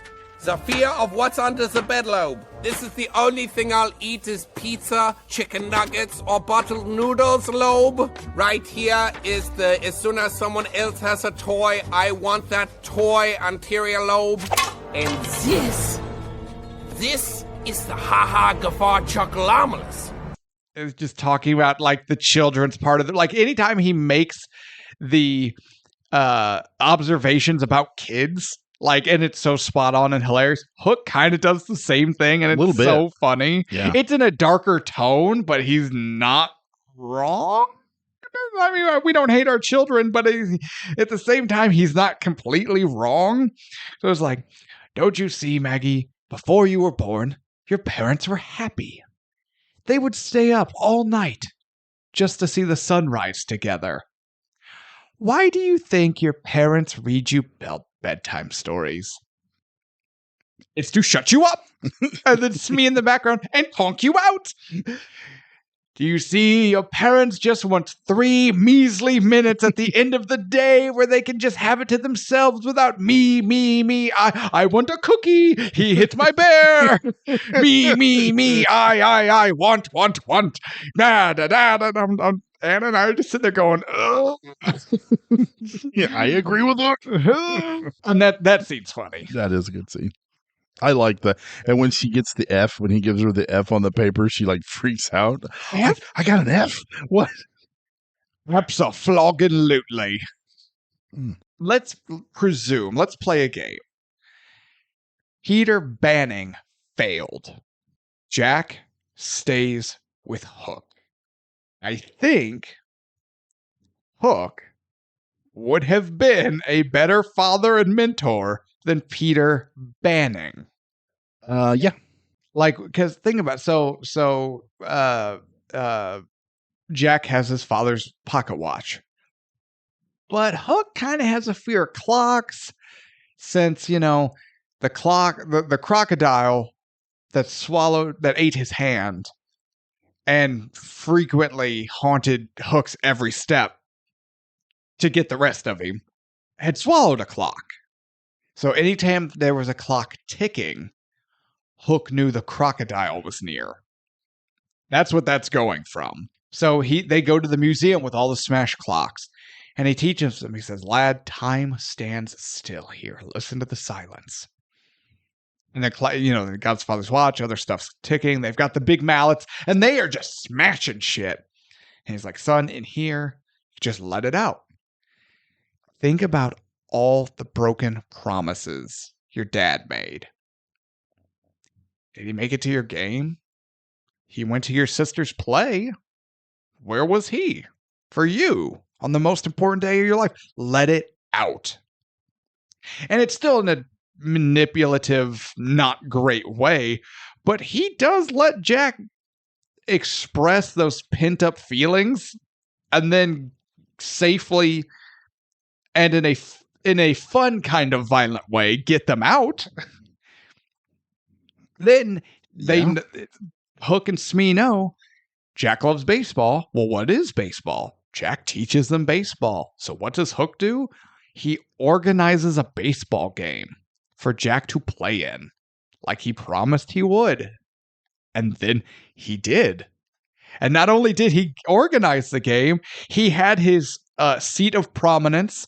He had his ugly concubine next to him. What was the name? Priscilla or whatever her name was. I don't remember. And he was cheering the loudest. Like, hear me out. If Peter had failed, I don't think it would have necessarily been that bad for him. I think Maggie would have gotten murdered. Maggie would have been murdered. It would have been a whole different story for her. Yeah. We're not talking about Maggie. We're talking about Jack. Yeah. I'm just saying justice for Hook. Now, more pan training, and I'm just breezing through this because, God, I don't care. Okay. One thing about the baseball game. Yeah. What was the point of them trying to steal Hook's hook? To make Peter crow. They say back in the day, Peter's favorite game was steal Hook's hook. Because it was like, what is the ultimate insult and what is the ultimate risky daring do kind of game you can do? Go into the pirate's lair and steal the captain's hook right out from under him. Okay. So while they're there trying to steal the hook. While they're there. Jack hits a home run. Yes. Runs around the bases. Yes. Has a celebration. Yes. Peter gets sad. Yes. Runs all the way back to camp. Yes. Tries to fly twice. Yes. And fails. Correct. And then gets hit in the head by the ball falling from the sky. Correct. How fucking hard did Jack hit that ball? With Neverland strength. With repressed, I hate my father strength. And we all know how strong that is. That was so dumb. See, though, I forgave that because it is Neverland. It's different. It's magical. It's... Yeah, but Jack doesn't have any of that. Like, yes, he does. Jack is essentially a lost boy. But he never shows any of it. He just did. It doesn't do it any other time other than that one time. I guess I don't know what... I guess Jack didn't do anything, but he hit the home run and the way the ball flew and the way Neverland just kind of, It has, like, moon gravity? Maybe. Okay. I don't know. Okay. I've never been there. I don't know. I thought that was so dumb. Look, the last time my shadow tried to escape, he may have been trying to take me to Neverland. I don't know. I freaked out. I thought it was a demon. I shot it 16 times in the chest. All right. My wife was pissed because the closet door was ruined. But what am I supposed to do? I'm an American. I think about food all the time. And if there's something problematic, I shoot it. Sounds good to me. Oh, you know, I've never been. Okay. You were the one who got kicked out. You tell me how Neverland works. You called me thud butt. I didn't like it. You hedgehogged yourself frequently. No, see, though, to me, it's like Neverland is essentially kind of like a cartoon world. Oh, yeah. Right? But it's like when we watched Into the Spider-Verse, we never got on Spider-Pig's ass or whatever his name was. I can't remember his name. Spider-Ham. We never got on Spider-Ham's business because he was a cartoon character. So the rules didn't apply to him. They're not in the real world with physics and gravity. They're in fucking Neverland. Okay, that's true. How dare this weird fantasy realm with their 3 moons and 6 suns doesn't behave. That is true. Okay. I can look past that now.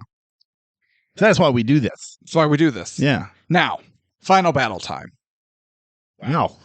Final battle already?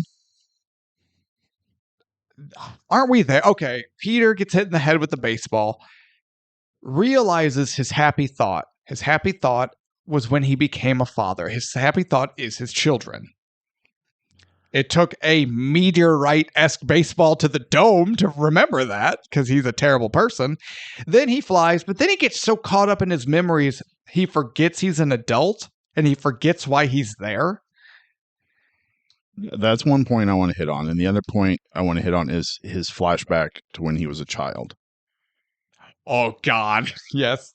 So he remembers his happy thought, or he can fly, is his son Jack, when the first time he became a father. Yeah, suck it, Maggie.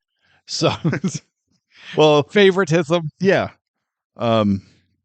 So, but later when he's talking to Tink and he's basically taken the full Peter Pan. Yeah, he's like full boy again. Yeah. Which when he yes. Yeah. Your frustrations are mounting. Yes. Okay, so he remembers his happy thought. He flies for the first time. Yes. How did he change his clothes? Did he just imagine it and it did it? I mean, to be fair, we learn that in Neverland, imagination is a hell of a powerful thing. Yeah, but I just wish they would have shown it. Him changing? That's weird. Just him, like, transforming. Supermaning? He just rips his clothes off and those tights are underneath? Something. But, I mean, you get, like, 13 reaction shots from every single Lost Boy that's... You're not wrong. Oh, my God. Cutting one of those. How? Which one of those adorable children do you cut? Butt. How dare you? He's the only one worth mentioning. So there's that where it just magically changes, which if they want to do a magical change, part of magical imagination cartoon Neverland world do you not understand? Like I said, I'm fine with it. Obviously, if they would have just shown like the transformation. Okay. Do a morph, something. Anyway, show him just dick out. Guys, don't come in here. I'm changing. Yeah, flying. There's like Dracula should have been. Wait, he's flying around while he flies too low, knocks a pirate out of a ship with his dangle. Yeah, his dangling dongle. So his ding dang dongle. We're so tough. Yeah. So then he's talking to Tink. Yeah, and he's full pan. Yeah. Then she's like, well, we're here to save your kids. And he's like, wait a minute, Peter Pan has kids? He forgot that he has kids. So how does he have a happy place anymore? Yeah, but see, once he's full pan, it's just done? Yeah, but when he's full pan, he only has happy thoughts. Because how did Pan fly before? He had to have a happy thought. Yeah, I don't know. But remember, Neverland makes you forget. And that is a theme that they play on throughout the movie. So I can't appreciate that. Like, I get the forgetting thing. Yeah, because like Jack forgets, Maggie kind of forgets, Peter forgets. Yeah. But yeah, when he said Peter Pan has kids, like that was your happy thought. Like, now how are you flying now? So That bothered But me. he remembers his other happy, like when he cut a man's hand off of his body and then fed that hand to a crocodile. That's probably what he was And thinking. if that's not a happy thought, I don't know what is. So going back to His happy thought was sneaking into young girls' bedrooms at night and watching them sleep. how creepy. You go and visit your friend Wendy, who's too old. So you're like, oh, I'll just creep on your granddaughter. Daughter, then granddaughter. Yeah, Yeah. You're just going up the family line. Yeah. What the hell, dude? So he remembers his mother. Yes. Except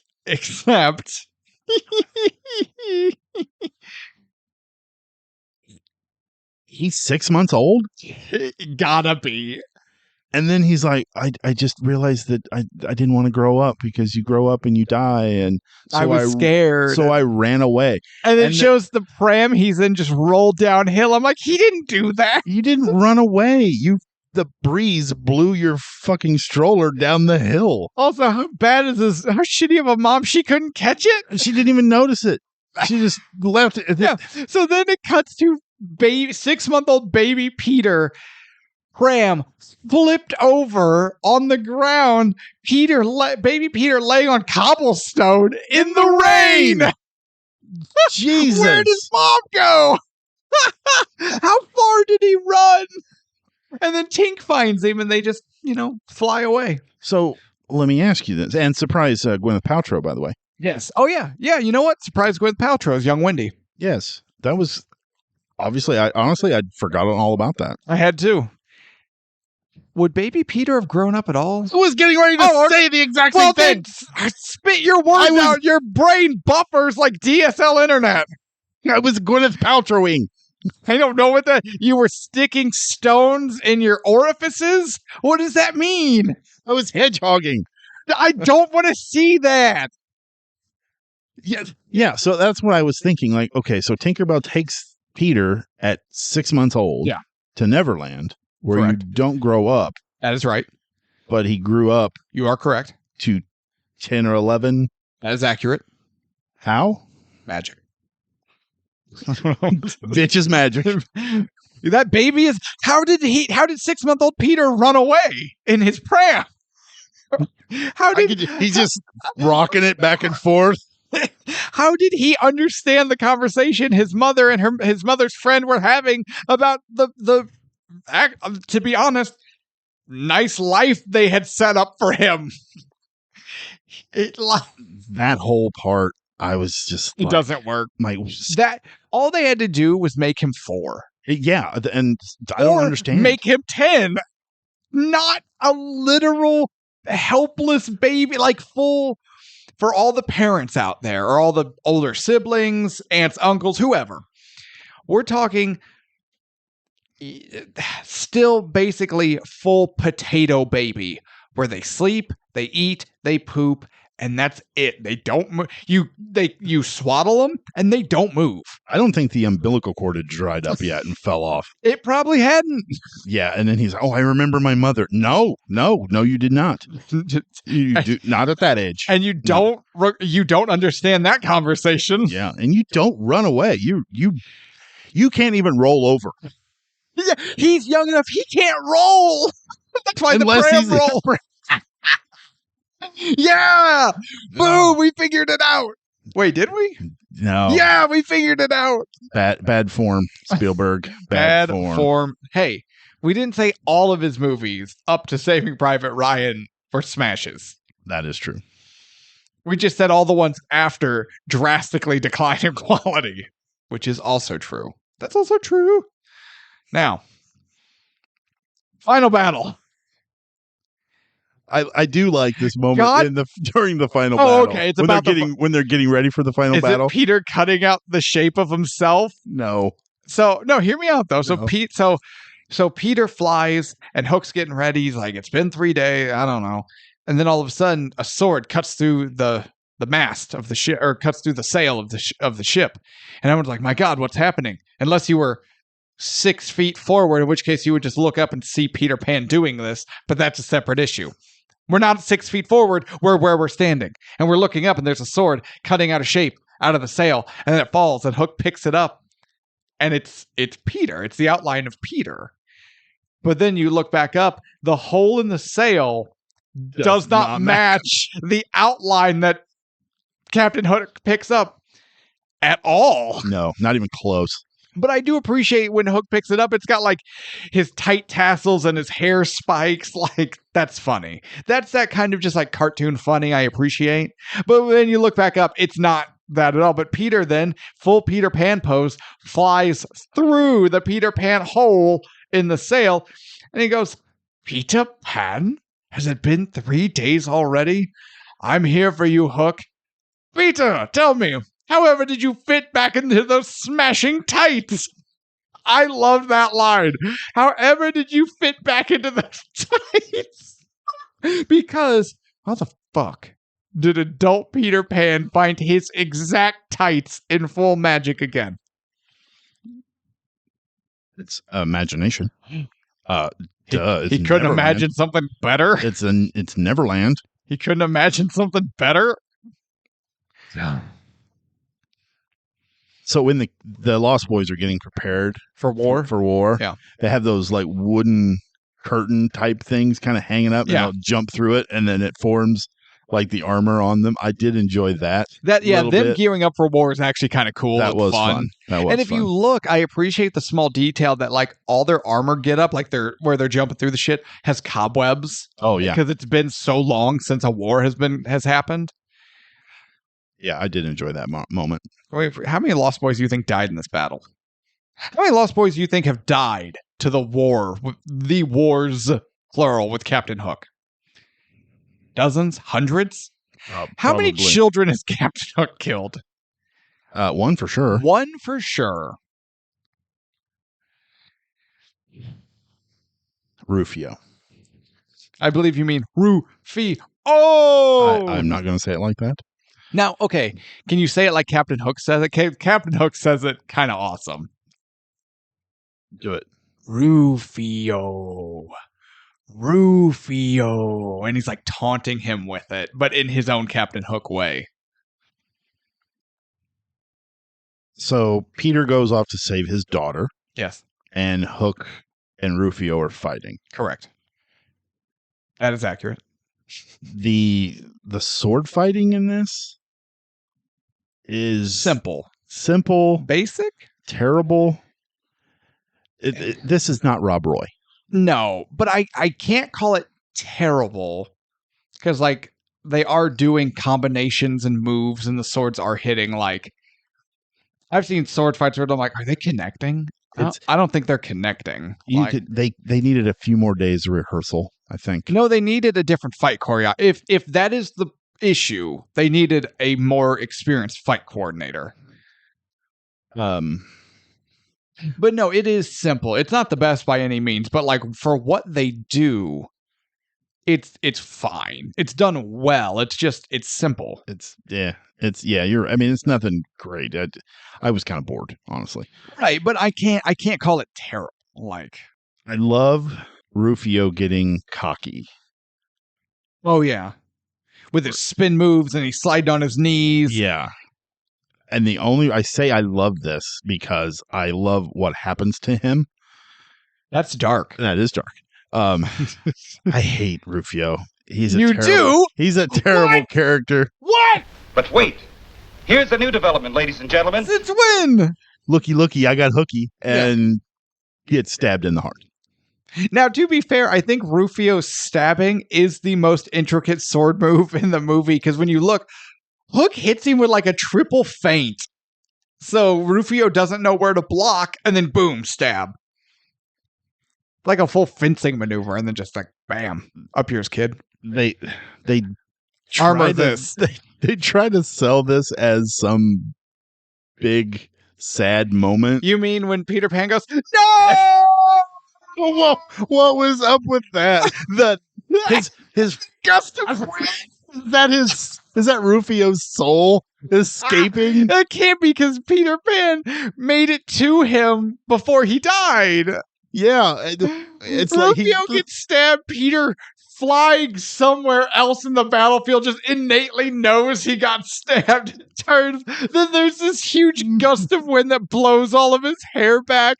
His hair's already blown back. Anyway, know, it looks stupid as shit. His adult Peter Pan hair is not great. Oh, it's terrible. But then it all blows back. No! and the look on his face too. He's got the weirdest look on his face. And I swear the no sound does not match the no facial movement. No! So not enough. We haven't watched enough movies with the big, long, dramatic no. So Rufio dies in Peter's arms. Yes, he does. While Jack and Hook look on. Correct. And he says, and it's like almost immediately, he says, and then falls into, I'm dying, and then keels over into Peter's arms, and he's like, do you know what I wish? I wish I had a dad like you. And then just fucking bites it. That is so lame.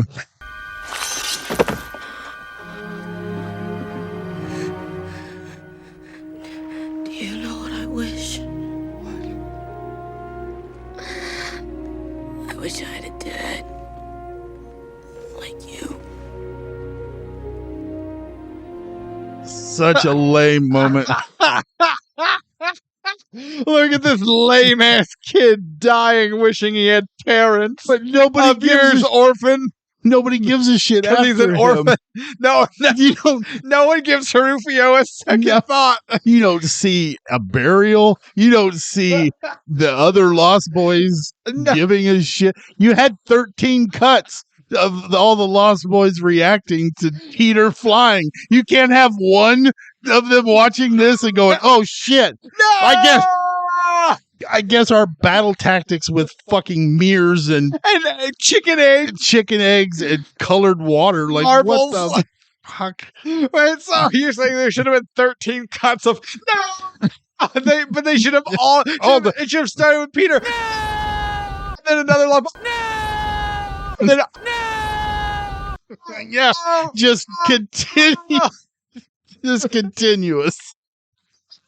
And then you could have Wendy at home getting heart palpitations because she felt it through the force. She knew Rufio? Oh, yeah, she knew Rufio. And then Smee could just pop his head in. No! Or Smee pops his head in. Yeah! But yeah, I was like, nobody gives two shits about Rufio, and you're trying to make us feel something for this kid. The kid was a dick. No one felt anything for him in the movie, let alone us watching the movie. Actually, I felt something, mild joy, because he was gone. I wish I had a dad. Like, I remember I have a note here about that, and it's just like, that's, given that Jack, his actual son, is watching on, the only way that could have been colder is if Rufio said it, and then just turned. Like, because he's looking up kind of like die on your own time. He looks up like appreciatively, longingly at Pete, not like romantically longing, but it's genuine that I wish, I had a dad like you. And then just his face just turned to blank, serious slate as his head just turns and cocks over to Jack and just stares at him until he dies. That would have been better. That would have been awesome. I'm like, man, what a cold line, because Jack's right there. Would have been better, though, if he had just full head turn, locked eyes with Jack, and then died. And if, you know what, if you're going to wish something, how about wish not to get stabbed? I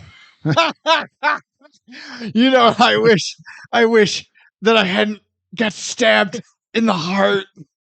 No!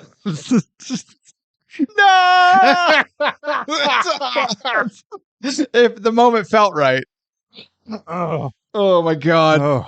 So Hook and Peter finally have their fight. Duel. Sure.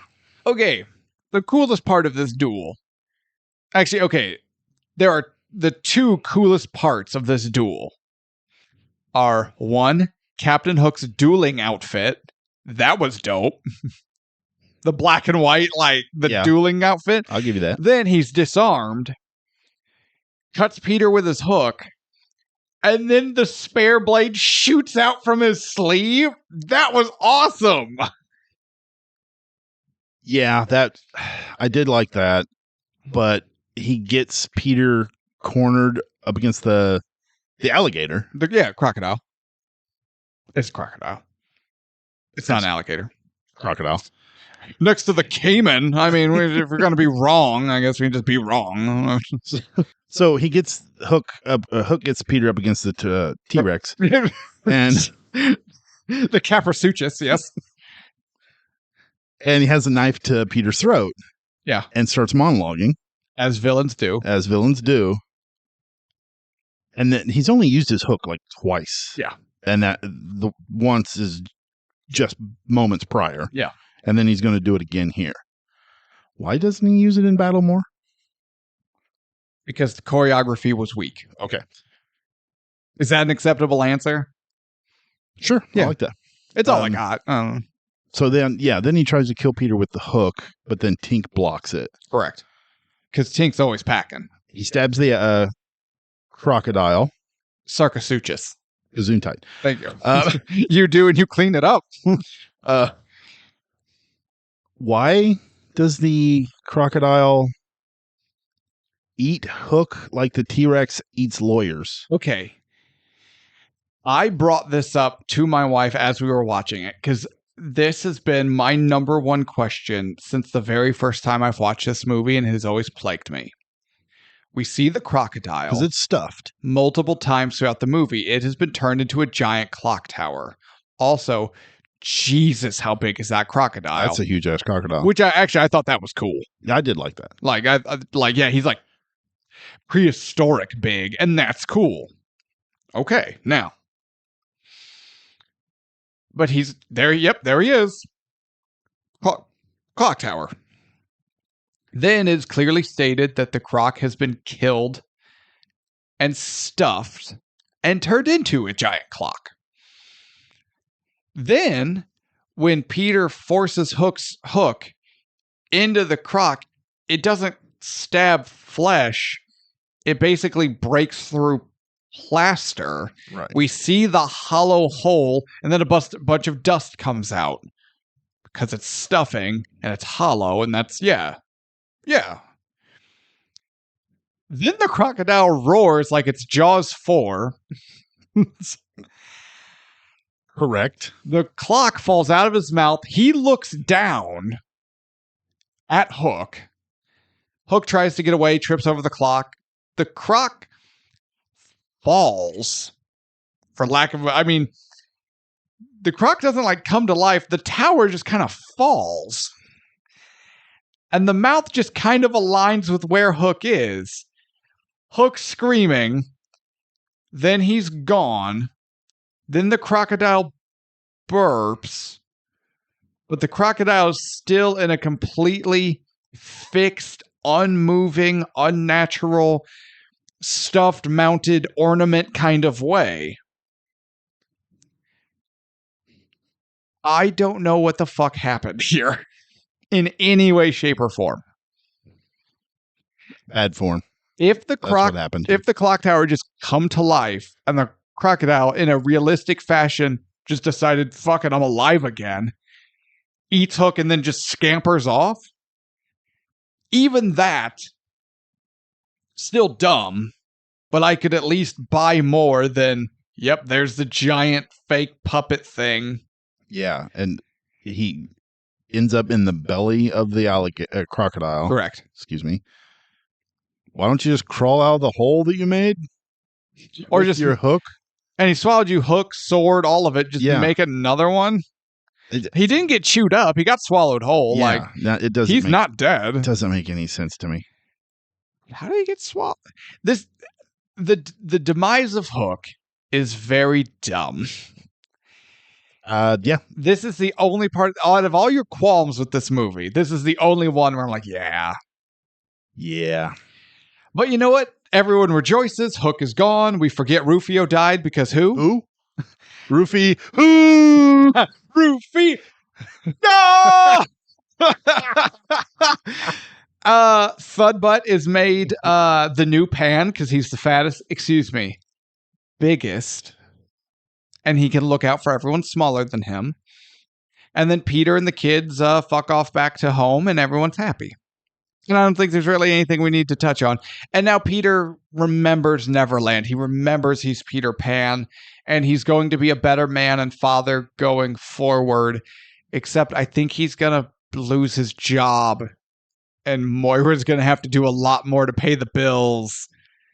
Because I think while Peter's going to be a better husband and father, I think he's going to be a worse lawyer. And I feel like the family has grown accustomed to a certain standard of living that they're not going to be able to maintain. I agree. Yes. Yeah. Is there anything we haven't touched on? I feel like we've been talking about this movie for 4 hours. The only other thing, and it came up a lot of my research, was the whole, was he dreaming? Was he drunk? Because when he first meets Tinkerbell, he pours himself a drink and he has a couple drinks. Oh, he has, he's laying it on, yeah. And then, Hook makes the reference of, you save your kids, you can go home, and it's just a bad dream. Mm-hmm. And then even at the end, when he wakes up next to that statue, he got drunk and walked outside and passed out. Yeah. Because he sees Shmee in the real world. Shmee. Cleaning up a bunch of liquor bottles. And beer cans, Beer cans. So it's like, was he drunk and passed out and dreamed all this? No. I think it was just maybe they were trying to hint at it. Right. But it just doesn't stick. There are too many factors. I spit everywhere. I'm sorry. That's fine. I saw it. I saw it. It arced up. Kobe. It looked like a raining on a baby. Well, they shouldn't try to run away and be afraid of dying at 6 months old. There are too many factors outside of Peter's character that confirm everything that just happened, like the kidnapped children and Wendy and, so on and so forth. You get what I'm saying? Like, I do. I get that. Like if the kids kidnapping were never part of it, and it was just maybe Moira takes the kids and, leaves, Peter's alone, he gets drunk, then he goes on an adventure that doesn't involve the kids. It's just him going back to Neverland, and he remembers he's Peter, and he fights Hook, and and then comes back, and he wakes up from being passed out in a stupor, and, then maybe, but with everyone else, and then Toodles, finding his marbles. At the end, flying away. Yeah, so I feel like there might have been something there, like, was this real? But, like, it almost felt like it felt unnecessary, but then you needed man-child Robin Williams to, like, run and dance and climb his way home. Okay. Now, are we there? We are there. All right. Final thoughts time. We will kick it off with the ratings. IMDb 6.8. Your thoughts? Too high. Too high? Anything else? Too high. Okay. Rotten Tomatoes. Do we have a new leader in the low category? 20. Look at the board. The lowest is 28%. 28. Okay. I can't remember what its IMDb is. We'll look it up. But and that's 07 Halloween. 1991 Hook. 29%. 07 Halloween. Still there at the worst or lowest rated. No! All right. Review time. Do you want LA Times or Ebert? LA Times first. All right. LA Times. Very much like Peter. This is in regards to Spielberg himself as a director and movie maker. Let me add that clarification. Oh, okay. Very much like Peter, it has clearly gotten harder for this director to break free of the lure of material things and believe in simple magic. Much of this review is how the want and need and idea of making a $70 million blockbuster got in the way of what this movie could have and should have been, with everything dialed back. Dial the sets back. Dial the extras back. make it about what the movie is about. That simple childhood belief in magic. Maybe use half the budget, but Spielberg needing to be Spielberg and get the sets and the songs and the dancing and the, skateboards and the whatever got in the way. Okay. That's kind of how they feel on that one. That's fair.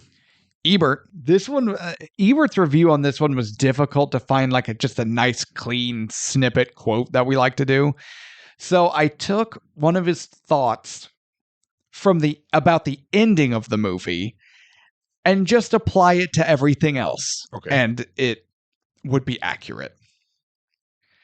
The conclusion would be embarrassingly excessive, even for a movie in which something of substance had come before. 2 stars. 2 stars. 2 stars. Okay. He was not a fan of Hook at all. You want to go with your final thoughts? You want me to go first? Go ahead. Okay.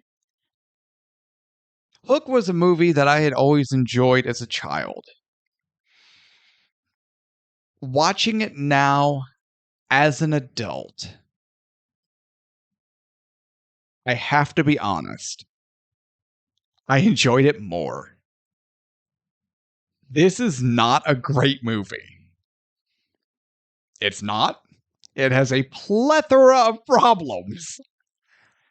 But goddamn, if you can't feel a little sense of wonder at Peter Pan finally flying through the clouds, maybe you're too jaded, but, don't take yourself so seriously. But my God, everyone will find all the amusement and joy and laughter with Hook and Smee. They're worth it, if nothing else. They're so good. This is not a good movie. But is it worth the ticket price? Yes. Because it's fun. It's fun. You're going to laugh. Sometimes you're laughing genuinely at what's going on. Hook and Smee. Sometimes you're laughing at how dumb or ridiculous something is. Most of the other movie. Most of the rest of it. Anna and I watching this together, she was excited to watch this one. But we both came away surprised at how much we enjoyed it. We thought for sure it was just going to be just a blah, meh. One of those movies you remember fondly as a kid, and then you watch it and you're like, this sucks. And there is some of that. But again, if you're... Remember some of the other movies we've talked about, the people who go into it looking for plot holes, or you go into it looking to nitpick. If you're going into a movie with that negative, I hate the world, I don't enjoy anything mentality, don't watch this movie or any movie because you're the worst. This movie is fun. It's lighthearted. So the humor is anywhere from gag me with a spoon, goofy, like childish, to that is surprisingly dark and hilarious. And Dustin Hoffman and Bob Hoskins carry this thing so hard. But they do it so well. I just want to go back and watch them. I might rewatch this movie just for them. I own it, apparently. It was in Anna's DVD collection. So we got it. So again, to reiterate, to repeat myself, sorry, I do that. If you're new to the show, I do that. If you're old to the show, you already know I do that. This movie, it's simple and it's fun. Sometimes it's mean-spirited fun for the audience, but that counts. This movie is worth the ticket price if you've never seen it. There it is. Final thought. This movie set me up for one type of movie I thought I was going to get. I thought it was going to be something a little more serious, something maybe a little on the dark side, with that intro of our first, not image of Hook, but the scrapes on the wall and the terrifying, the screaming of the children, you know. And I got excited. But when Peter gets to Neverland, they pull the rug right out from under you. This movie reminds me of Jack Nicholson's Joker. It doesn't know what it wants to be. Are we going for horror-esque? Are we going for slapstick? Are we going for a family drama? Pick a lane. The set design in this was awful. I thought I was watching a play at points. This movie was originally planned to be a musical. It feels like it tries to be a few times, like when Maggie sings her little song, when Smee and the rest of the pirates are marching up with the Hook, and first introduction to actual Hook. It feels like they still kind of tried to put that in there, along with the horror elements and the slapstick and the family drama. But Spielberg chickened out, is what he even said in an interview. He goes, I planned it, but I chickened out on making it a musical. There's too many characters. I don't care about the Lost Boys. I don't care. The only one I actually liked was the little one who was playing with Robin Williams' face, and he's like, "Oh, there you are, Peter." That kid is so cute. He delivers that line perfectly. And I actually got a little bit of a feeling from that. So if that kid would have fought Hook and took the sword, oh my God, I would have bawled like a freaking baby. I would have been another movie listed on the board up here for the Big Fat Baby Award. I believe it's Big Fucking Baby Award. Big Fucking Baby Award. I can't see it. Dustin Hoffman is great. Oh, man. Bob Hoskins is great. The makeup is fantastic. Like I said, I've seen this movie 5 or 6 times, but I never realized Maggie Smith was makeup. It was a makeup at all. The score, John Williams' score feels very familiar. It's got a hint of Indiana Jones, like a little bit of Harry Potter's in there as well. And I know this came before Harry Potter, but so that didn't really work for me. I hate the bangarang thing. I hate his damn hairdo when he turns into Pan. This is supposed to be your final thoughts on just a laundry list of everything in the movie that you should hate. It just drives me nuts. The Rufio, I didn't feel anything for the character except hate. Don't give in to hate. That leads to the dark side. But it goes back to I don't care about these characters. Yeah. When Rufio bites it, I'm like, meh, shouldn't have got cocky, kid. The whole moment he gets to Neverland and until the final fight, I was bored. They say it was 3 days. Man, that felt like 2 weeks. It did. It was a long time. Julia Roberts was fine as Tinkerbell. She was okay. I mean, nothing special. For a movie called Hook, I want to see more about Hook. I want the backstory of Hook. Don't call it Hook and then give me more fucking Peter Pan. Like, no. Especially if your Hook and Smee are Dustin Hoffman and Bob Hoskins. Yeah. Giving performances of a lifetime. I was, after watching the trailer and thinking they were going in a dark, dark direction, I was all for it. Now, wait, how pissed would you have been if you thought they were going in a dark, dark direction and then they pulled the rug out under you for a lighthearted musical? Oh, I mean, I'd been just as pissed as I am now watching this thing. It was a fucking musical. No, this I can't. This movie sucks. I've never hated Robin Williams in a role, and I hate him in this role. This movie is terrible. It's boring. There are a few good moments in it, but man, skip it. It's not worth the ticket price. And I had to rent this son of a bitch on Prime. If you had told me that, I could have let you borrow it. Well, I thought I looked it up and they said it was on AMC Plus. Oh, sure. And I'm like, okay, fine. So they get a free trial for AMC Plus. It's not on AMC Plus. And I'm like, son of a bitch. So now I have AMC Plus with a free trial. I can cancel it, but Yeah, but will you remember to cancel it? no shit. I'm going to end up paying $4.99. But I was bored one evening. I was like, okay, I have AMC Plus. I might as well watch something. For just the price of a cup of coffee a day, you can help poor, starving podcasters afford streaming services. In the arms of an angel. Yeah. So I watched Commando. I was like, hey, they have Commando on my here. I'll God. watch this. It's terrible. It's terrible. But at the beginning of the movie, before anything starts playing, it says, this film has been edited for time, content, and like runtime or something like that. I'm like, wait, what? They blurred all the bad words. They either beeped them out or just muted them out. And there was hardly any of the violence at all. They edited all that out. So wait. Watching something on AMC Plus would be like the equivalent of watching something on just network AMC. Yeah, it's like I just recorded it off of the fucking TV. Who's paying money for that? And I believe there was commercials. I cannot be for sure because I didn't finish watching it because I was so pissed. Fucking AMC Plus sucks.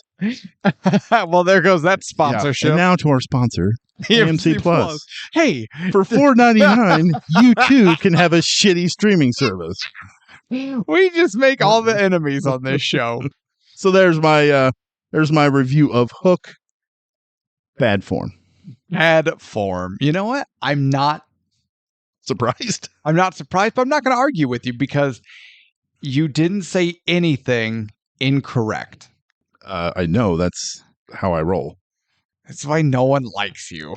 Oh, there's more than just that. But see, if you're not a cynical, cold, heartless, loveless bastard like Tevis, there is fun and enjoyment to be had, like the cell phone duel. No! There's fun and enjoyment to be had either with this movie or at this movie. Or when Wendy had a mild heart attack. I thought she was going to die. Look at that old lady clutching her chest. The children! Oh my God! Oh, all right. Are we done with Hook? I think we are. All right, everyone. Where's the hat? Everyone get ready for the hat. Where's it? Oh, wait, no. Yeah, we don't need the hat now. No hat this time. We have a special surprise. We actually have a couple special surprises. I got surprises coming out of my ass. Just bam, bam, surprise, bam. You know, I have to clean that up. People are like, where are these surprises coming from? I'm like, bam, surprise. I don't get invited to a lot of parties anymore. Bam. So, next week's episode, special guest, author, professor, and paranormal expert Jason Offutt will be back in-house as we look at the movie he picked out for us, the Spanish horror film Veronica. I'm excited for this because it was billed as the scariest movie on Netflix. Oh, what? Yes, no, I don't like that. I don't like that. Only 13% of viewers were able to make it to the end. Oh, or shit. some shit like that. So you're saying I have no chance? No. I have no chance of surviving. There's going to be a whole different kind of bam. My wife is going to be like, why are you so sweaty? Leave me alone. I don't want to talk about it. What's on the couch? Bam. Oh, great. You know, I don't know what Veronica is other than what Jason told me. And he's the special guest. It's his pick. But if I know Jason, I would say we're in for a ride of some sort. I'm excited. And now apparently it's the scariest film on Netflix. Joy of joys. Yes. Have I mentioned to you that I don't do horror movies? Bam! Yes, every time we've done one, like even scary stories to tell in the dark. Hey, I was okay with that one. I got through that one, thank you. All right. Scariest movie of all time, Veronica next. And also, I want to take a minute because we're getting there. We're getting close. Episode 50 is coming out soon. We're getting there. We're just a handful away. So we decided what would be a special way to celebrate our 50th episode and do something special. We get a lot of requests for these. We get a lot of recommendations for these. So for episode 50, for this milestone, we are doing another showdown. And per a number of recommendations we have received, this showdown will be Roadhouse. The Patrick Swayze classic turned into the very hyped up Jake Gyllenhaal. I'm excited for that too. I do. That's going to be fun. I like Swayze. I like Jake Gyllenhaal. I can't think of a single movie where I watched him. I'm like, eh. Like he's been in bad movies like Prince of Persia. Bubble Boy. Yeah, but like he does well. Yeah, but he was Bubble Boy. Yeah, but he did it well. His performance was good. He was just in a bad movie. Like most modern Mel Gibson movies. You look and you're like, this movie's not good. Mel Gibson's fantastic. And you're a little biased. No, I don't think I am. When you watch it, you're like, and all the money went to Mel Gibson. I'll have to watch a new Mel Gibson movie and be the judge. We are talking about episode 50, Showdown Roadhouse. Which, to be fair, when you think about what the showdown is, the subject matter does seem oddly on point. We're going to take two badass bar bouncers. We're going to put them in the Thunderdome. Hell yeah, we are. And they're going to beat the bejesus out of each other. And only one can walk out. Yep. Only one winner. Will it be Swayze and his hair? Hard to say. Swayze's hair is pretty fantastic. And you know, everyone's like, oh, was it Conor McGregor is in the new one? I'm like, yeah, but the original has NWA World Heavyweight Champion Terry Funk. The Funker. He does, yeah. I almost forgot about that. Before he was middle-aged and crazy. He was just crazy, young and crazy. So yeah, that should be coming like July 26th. July 26th. Yep. Yeah. I've got it on my schedule here. Cool. My notebook is only slightly out of order now. And there apparently while writing out the notes, a couple pages stuck together. So there's definitely a section of pages that are just blank in the middle of my notes. And that's not going to irritate me to no end. If you listen to the show, you know me. That's not going to piss me off. I can't wait to bring that up just randomly. You ever fill those 2 pages in? I'll kill you. I'll kill you like Swayze killed that guy that has sex with people in prison. What? The greatest line ever. I used to fuck guys like you in prison. That's the only thing you need to know about that character. Oh, but we're not doing the showdown right now. Don't ruin it. Oh, okay. July 26th. We're ruining our content. Yeah. All showdown right. drops. All right, everyone. So that was Hook. Thank you all for listening. Tune in next week. Special guest Jason Offutt in house again, and looking at the scariest movie on Netflix, Veronica. So thank you all for listening. I'm Jake. That's Tevis. We're Ticket Price. That was Hook. Shut up. Shut up. I will murder you. You'll die harder than Rufio if you keep talking shit about this great movie. So you're saying nobody's going to give a shit if I get killed?